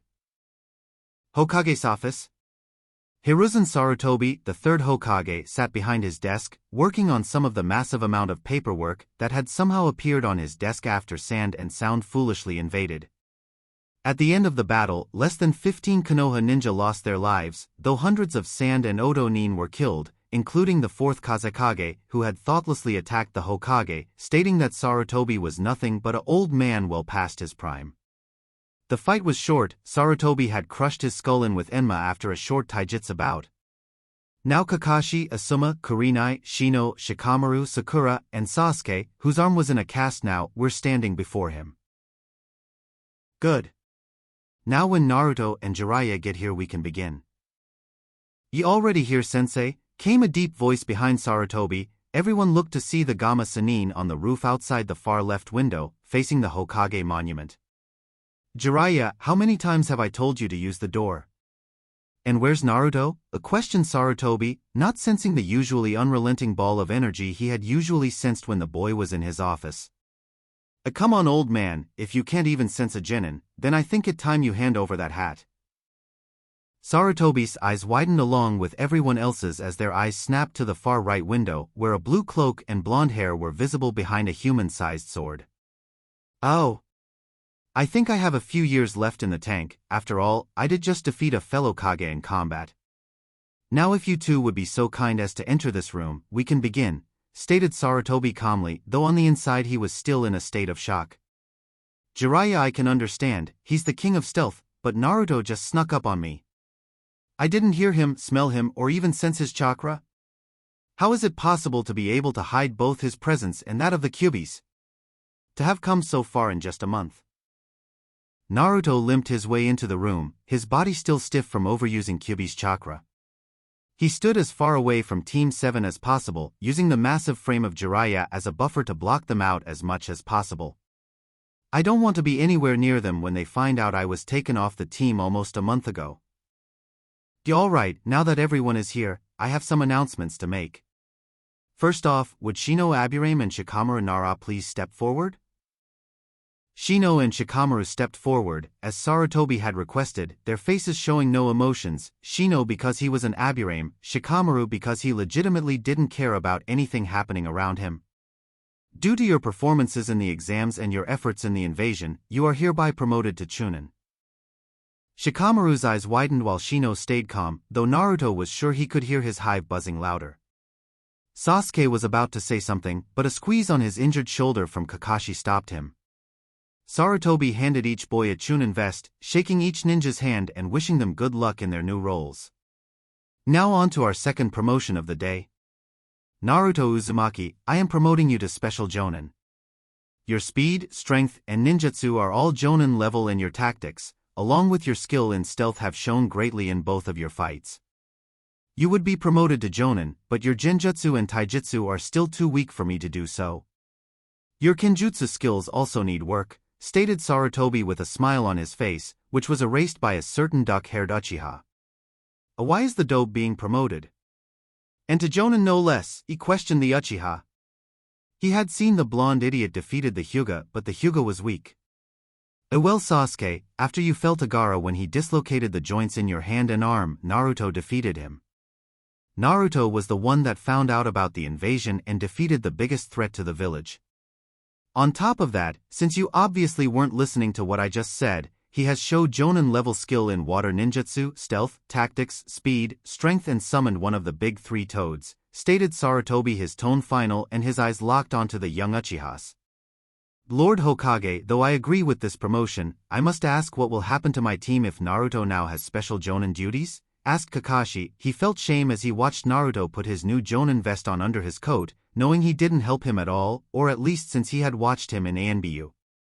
Kakashi couldn't help but draw parallels between Naruto and his dead sensei. The cloak and Jonin vest were the same, as well as the blue bodysuit, though the colors were different. Glad you asked. Naruto was, and has been, removed from Team 7 since before the finals of the Chunin Exams.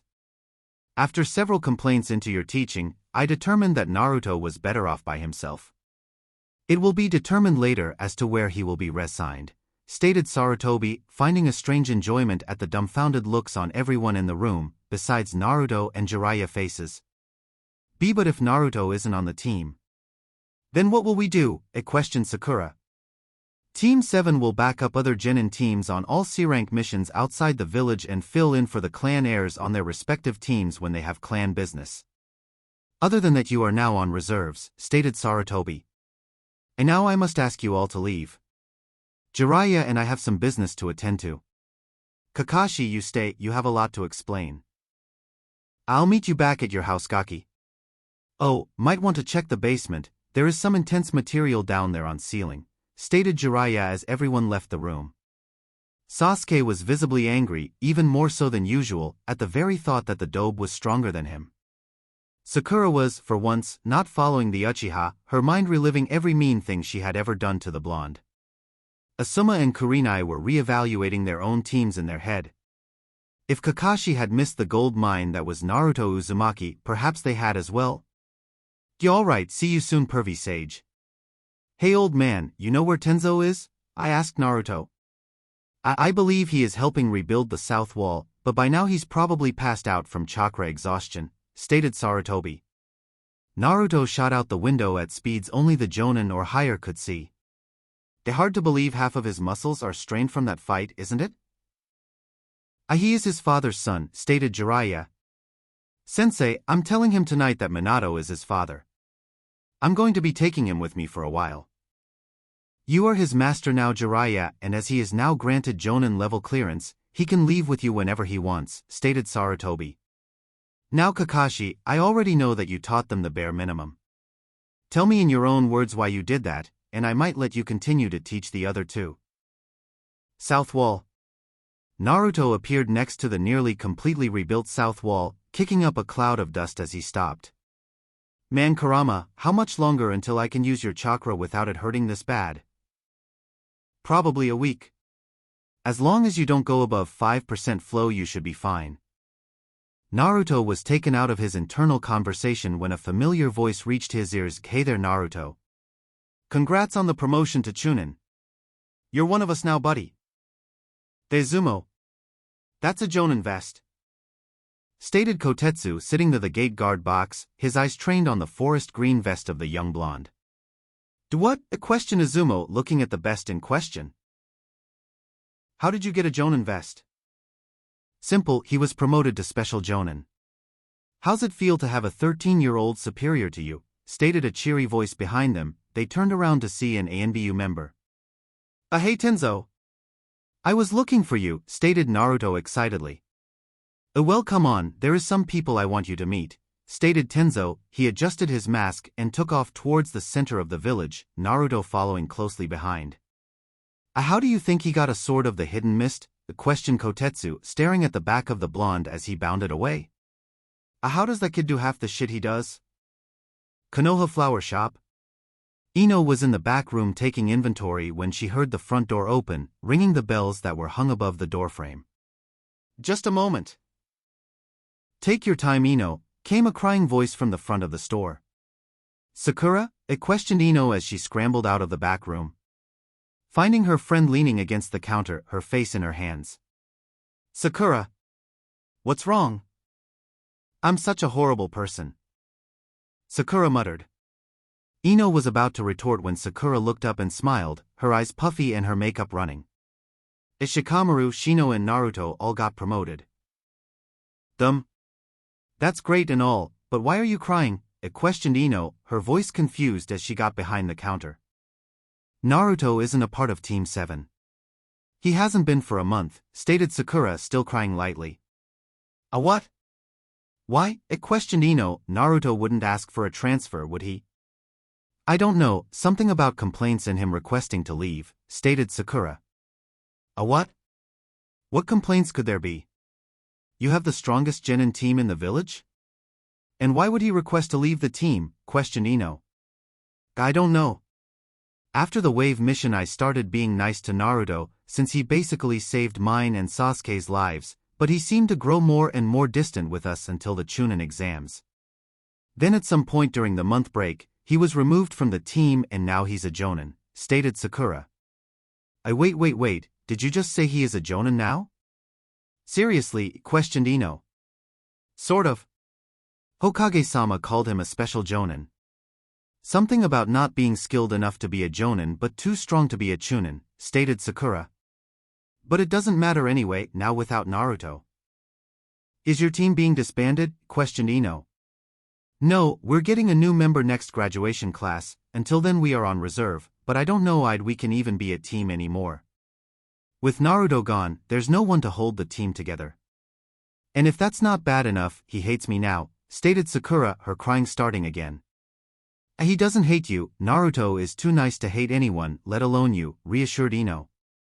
You weren't there, Ino. He stood as far away from me as possible and the only time he so much as looked towards me. His eyes were like the fires of hell. Stated Sakura. Why that little? Don't worry, Sakura. My shift is over and we're closing for the day, but I'll go talk to Naruto, I'm sure that this is all a big misunderstanding, stated Ino as she walked Sakura out of the shop and locked the door behind her. Now go get some rest, you look like you haven't slept in days. I'll sort everything out with Naruto, I was going to see him anyway. Thanks, Ino. Mumbled Sakura as she walked towards her home. I doubt that he could ever hate you, Sakura. And I'll prove it. And maybe get a hot boy toy as a bonus. Hokage office. So you refused to teach them anything of value until their teamwork improved, took a C rank thinking they would improve, and then when you found out that you were out of your league you pressed on anyway. To make matters worse, you come away from the C-turned-A rank mostly unharmed and believe that they are strong enough to take the Chunin exams. You forsake Naruto and stick him with a teacher that you know is publicly against him, train Sasuke in a stolen taijutsu style, and then you teach him an A-rank assassination jutsu. Do I have all of that correct? Questioned Sarutobi, his voice cold, his eyes hard. Sir, I only taught Sasuke that move so that he could defeat Gaara, stated Kakashi. Bullshit. There were 100 ways you could have taught that brat to beat him. Genjutsu, water jutsu, hell you could have taught him that eye trick that you figured out. You were playing favorites. You wanted Sasuke to win the finals. What better way than to teach him a jutsu that many genin wouldn't use properly, then make it so he would either face his own stunted teammate or a close-range fighter that would be weak against your student, stated Jiraiya. That's not true. Naruto should have never beaten Neji in the first place. He was hiding his strength. How was I supposed to know he was really high Chunin level, stated Kakashi. You disappoint me, Kakashi. Even if Naruto was weak, it's your job to make him stronger. If you had done nothing, just turned him loose with a shitty instructor, I would agree that you did something right. But you gave him to a man who hated him, then go and teach your strongest student one of your best ninjutsu. You were playing favorites, stated Jiraiya as he got up and moved to the window. He's my student now. It's up to him if you can still talk to him. By the way, if you teach that Uchiha any of Minato's jutsu, I will kill you and that Uchiha. With Sasuke? Damn that dope. I deserve that power. How was he able to increase his speed so much in a month? And when did he gain Zabuza's sword? I know we left that in Wave. He also knows all those jutsu he didn't before. And I can't copy them. Every time I try to use one of them I end up losing control of the jutsu, shouted Sasuke mentally as he shoved another Chidori into the training post. I am going to kill that dobe. Then I'm going to Orochimaru. If the dobe improved that much under a Sannin, then I'll grow tenfold, and then Itachi will fall at my feet. I won't even need to take Danzo up on his offer. Odo. Damn that Uzumaki brat. Stated Orochimaru as he read over the reports of the invasion. Foolish. Suna loses a quarter of their forces and their Kage. Perhaps I will send Kabuto to get some more test subjects? That Uzumaki brat needs to be dealt with. If he's anything like his father, he will be a thorn in my side. I'll have the Sound Four kill him when they go get Sasuke. Naruto. Naruto was now sitting in his basement, looking at a seal on the wall. He had just gotten home from meeting the sword couple Yugao and Hate. He remembered Hate from the preliminaries. He never would have thought the coughing proctor would be the foremost kenjutsu expert in the village, but then again, first impressions were rarely accurate. After Tenzo had informed him that the two would be training him in their off time, Naruto had been ecstatic, but now that he thought about it, he wasn't too sure. Pervy Sage said something about a training trip. If I'm not here, how can they train me? Whoever made this was a genius. Mumbled Naruto as he looked at the seal that covered most of the back wall of the small house. The basement was actually a small library and office space that was lit by seals that simulated natural sunlight. There was a small corner dedicated to what Naruto figured to be taijutsu training, though there was only one dummy, and not much room to move around in. It looks like a blood seal. I bet Mom stored all kinds of great stuff in here. Naruto bit his thumb and smeared the blood over the center of the seal. With a low grumble, the back wall started to sink down, allowing Naruto to see what it had hidden. No way. But that would mean my dad was unknown. Danzo sat quietly in the dark room that was his base. And Blank Mask Anbu arrived and bowed before him, waiting for his orders. What have you found? Sir, the Hokage is not suspecting you in this invasion, though Master Jiraiya has informed him that he wishes to take the Kyuubi container with him when he leaves the village again, stated the Anbu. What of the Uchiha? Questioned Danzo. He has been training. He is very adept with the Hataki's Chidori, stated the root agent. We have witnessed Kabuto of Odo spying on him. Distract Kabuto and seal off Sasuke's memories of me. I don't want Orochimaru finding out that I have offered him training, stated Danzo. He watched the man before him about to leave in a blur and motioned to wait. I must obtain the Kyuubi jinchuriki and bring him here. Make sure that Jiraiya is not around when you do so. Actually, I'll just call a meeting with Hatake, Hiruzen and Jiraiya, then that brat will be wide open. Dismissed. No way. But that would mean my dad was the fourth, stated Naruto in disbelief as he looked around the unsealed room. 3-pronged kunai hung around the room, a sword was hanging on the backmost wall, a large red and gold scroll sat on a pedestal beneath the sword, 2 smaller one on each side of the large one, the left one was gold, the one on the right was blue. The room was an armory and library that was built by his hero, and he was now in awe at finding out he was the man's son.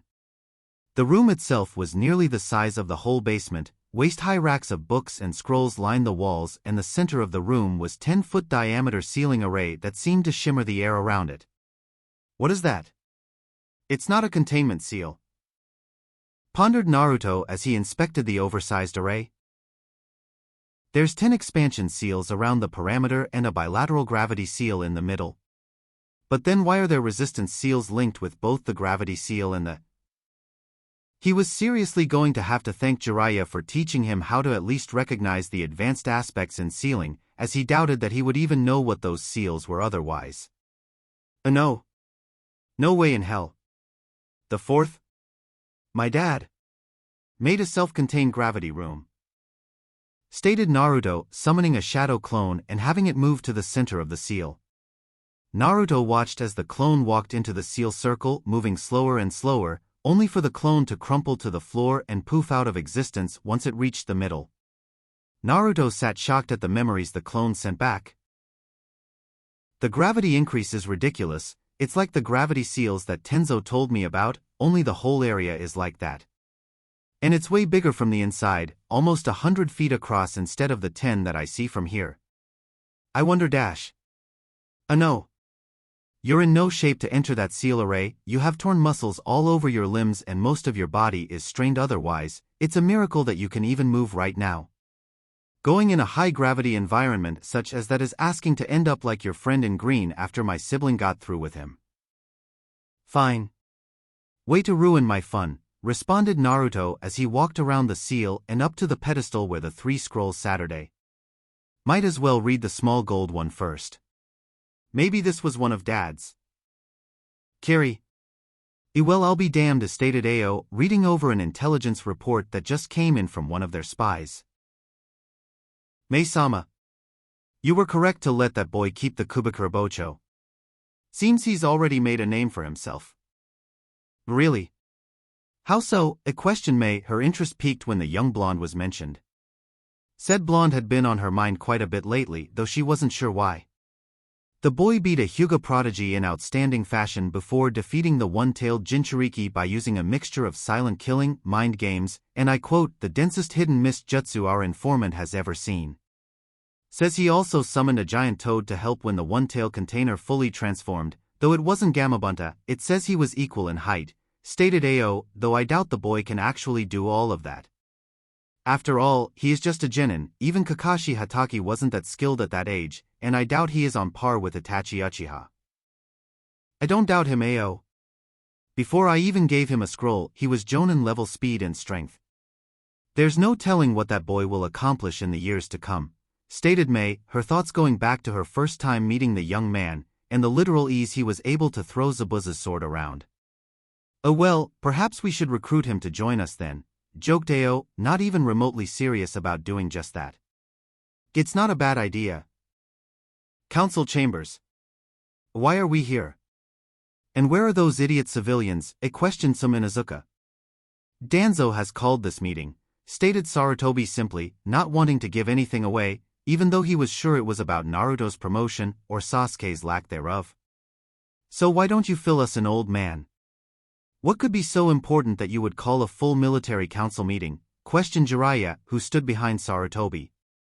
Danzo frowned at the disrespect the Toad Sannin always treated him with. It has come to my attention that the Kyuubi Jinchuriki not only can use the beast's chakra but also has been promoted to Special Jonin, has been removed from Team 7 and is now your apprentice, Jiraiya. I wish to inquire why the council wasn't informed, stated Danzo, his face staying impassive. Who cares? The kid beat a jinchuriki and can use not only 3 of the Hidden Mist's most well-known jutsu, but can also use one of their legendary swords. The only question I have is why he wasn't made jonin. I fail to see why there was a council meeting called over this, questioned Shikaku, his head never moving from its position on the table. The other clan heads all agreed with him, though the elders were visibly displeased with the lazy Nara's comment. The council has been called because the boy possesses an imminent threat to the village. If he can use its chakra, then he can be influenced by it. If he can be influenced by it, then he could lose control of the beast and end up losing control entirely or worse, release it, stated Danzo, a small smirk played out on his lips. He's not being influenced by the beast. That seal is as strong as the day my former student put it on. I checked it this morning. Plus the fact that everyone in this room has already been informed of his special jonin status, as well as the advancement of both Shikamaru Nara and Shino Aburame, stated Jiraiya, his eyes narrowed at the seemingly crippled old man. The only reason we are all here is so you can make a play to gain control of him. Danzo was about to retort when a loud explosion sounded from the west side of the village. In an instant, both Jiraiya and Sarutobi were out the doors, both the same thought in mind. That came from Naruto. Damn. They may get there before my men have a chance to grab the boy. With Naruto, Sarutobi and Jiraiya arrived to find Naruto was covered in blood, unconscious on the ground outside his house. There was a clear path where a line of trees had been vaporized, as well as what remained of 5 bodies littered around the young blonde, 2 missing heads, 1 missing his left leg with Naruto's sword run through his chest and 2 that had been cut in half. What the fuck happened here? Questioned Jiraiya as he observed the area around his godson before moving to Naruto's side and checking his vitals, which thankfully were normal. It looks like none of this blood is his, though there is no way to be sure. I'll take him to the hospital. Anbu, commanded Sarutobi. In less than a second, for Anbu had appeared around the old man. Seal the village and nobody enters this immediate area. I want the bodies taken to Anoichi and Ibiki. This area must be searched for any wounded that could answer our questioning. Then I want this entire area catalogued for any other clues. This attack on Naruto's life can't be a coincidence after the Chunin exams, and I need to know who is responsible. Move! With Naruto at hospital. Naruto stir awake in the lumpy hospital bed. The moment he regained consciousness, he was out of the bed, up on his feet and his hands were flashing through hand seals. Naruto! It's okay, you're safe. Stand down, it commanded Tenzo from the corner of the room, ruining his own hand seals to restrain the blonde in case he couldn't calm him down. The familiar voice brought Naruto back to reality. He realized that he was in a hospital room. In the room with him was Tenzo, mask on his face, and a young nurse that had probably been checking him for something, though she had a deep red blush in her face. At some point during Naruto's jump from the bed to where he was now across the room, he had lost his hospital gown and was now standing naked in his hospital room. Naruto felt the floor shift and a chest-high wall emerged in front of him. The nurse shook her head and regained her composure. Why your vitals are normal, but your chakra network is strained heavily as well as most of your muscles, stated the nurse. Her blush increasing as she examined his body, which was way too well developed to belong to a 13-year-old. Also your throat is very raw, so you should limit your talking. I don't know what happened to cause all these injuries, but you're a lucky man to be up so soon and you may worry someone SP special if you don't take better care of yourself. How long till I can leave? Questioned Naruto, his voice hoarse. You're going to be stuck here for a while you recover. I'll be sure to stop by and check on your recovery, Naruto-kun, winked the nurse as she walked out of the room, swaying her hips, making sure that the blonde hunk got a good view. That was weird, stated Naruto. He then grabbed his hospital gown from the floor and got back into his lumpy hospital bed. Where's the old man and pervy sage? I need to tell them something. You'll send for them, for now just get some rest. I'll make sure nothing bad happens, stated Tenzo with a hidden smirk, though with the looks that hot young nurse was giving you. No bad, Tenzo. I need to stop being around Jiraiya-sama so much. Danzo. I explain, commanded Danzo as he looked down one of his root ninja, laying in the medical bay of his base, right arm cut off at the shoulder, a group of med-nin healing the stub. He isn't human. We had him surrounded when he just mist appeared faster than we anticipated. The last thing I remember before retreating was the captain ordering a retreat and then losing his leg, which was when I barely escaped, muttered the crippled ninja, his mind obviously still rattled from whatever the Uzumaki had done. Is there any way you can be traced back to us? Questioned Danzo, his tone still flat. No. Captain made sure we did everything as Code 6. Good. Once you're healed, report to the genetics lab and see what they can do, stated Danzo, turning and walking away. Damn, 8 lower-level ninja and a captain lost to that brat. And now Hiruzen may be suspicious of me. This is not good. I'm going to need to see that report when it's filed and make sure that nothing of value was found. With Naruto?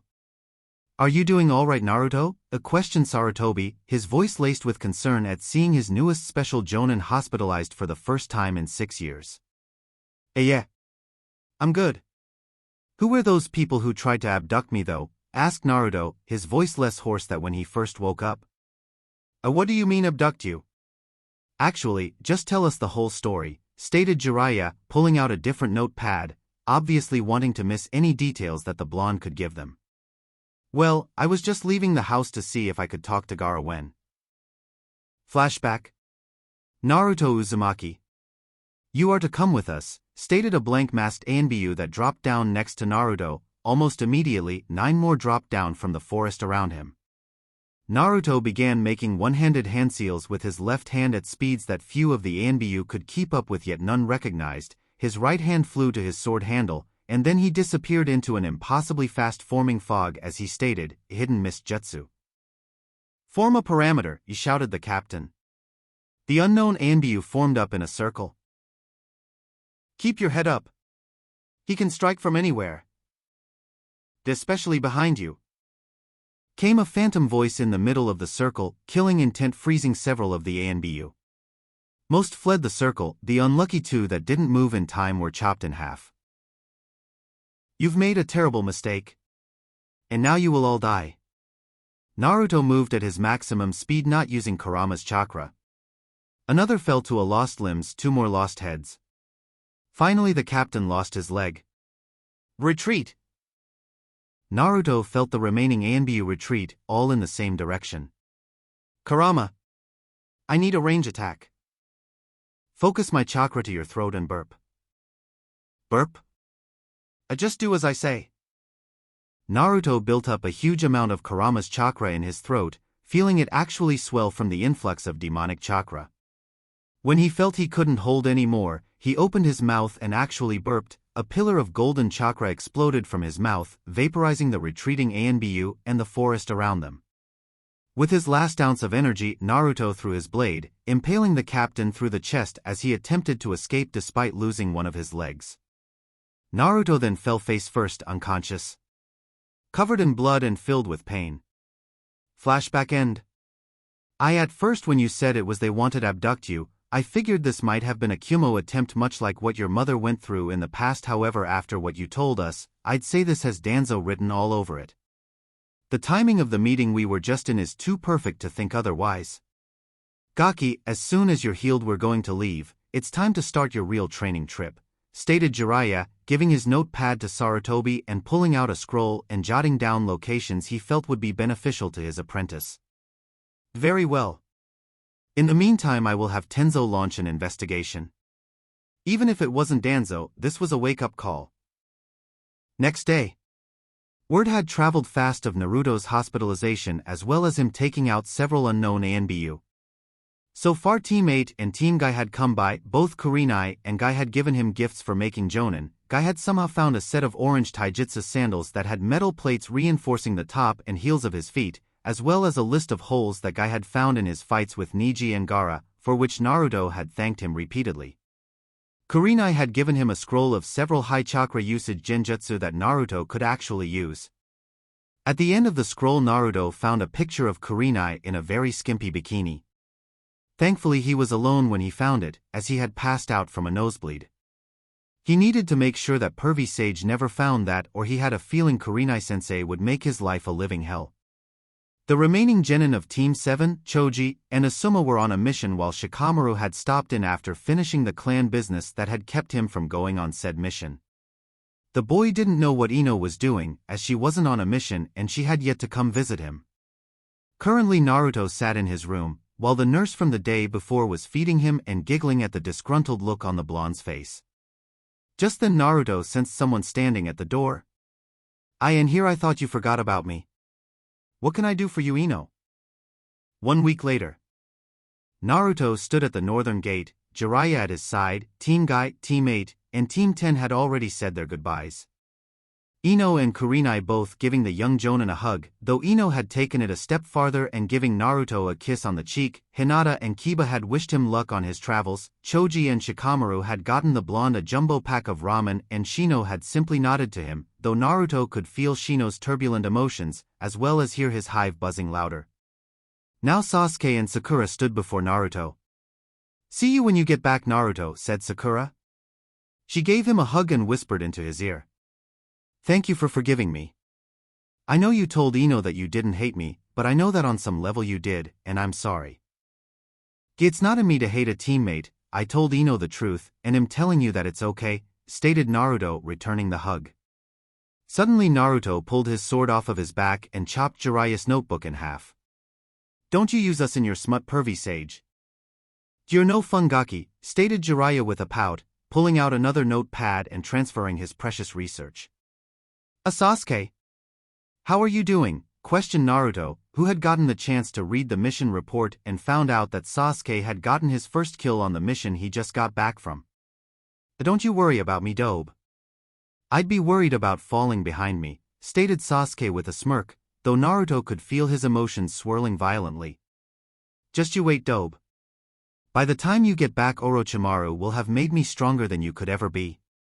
Then he'll finally be strong enough to kill my brother. You're on, Sasuke.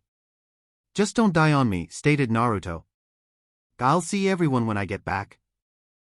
Jiraiya and Naruto turned and made their way down the road away from the village, the glare off of Naruto's sword blinding the group as disappeared into the distance. "Oto, you are to go to Konoha, obtain Sasuke Uchiha and kill Naruto Uzumaki. Your first priority is Sasuke, he must be brought here no matter what. If you run across the Uzumaki, kill him," stated Orochimaru. Before him stood the Sound Four. "You cannot be caught. Kill anyone who finds you, do not draw unnecessary attention." "Hi, Master," responded all of the Sound Four before taking off on their 2-day journey. "Sir, are you sure it was wise to send them? None of them are above high Chunin in speed and none of them are good enough to face Uzumaki unless they use the second level of the curse seal, and even then only Kadamaru can fight without his eyes," stated a worried Kabuto, knowing full well how dangerous a swordsman that wielded a sword and the jutsu of the mist could be. "I think you overestimate him, Kabuto. After all, he is a genin, maybe Chunin.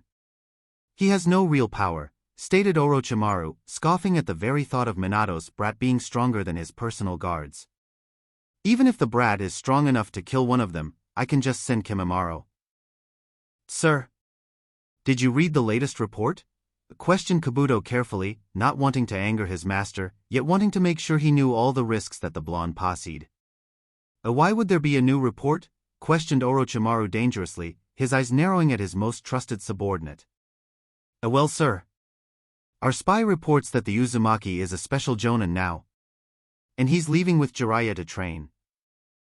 IWA." In an old run-down building on the south side of the village, several councilmen and high-ranking jonin were meeting about an issue of grave importance.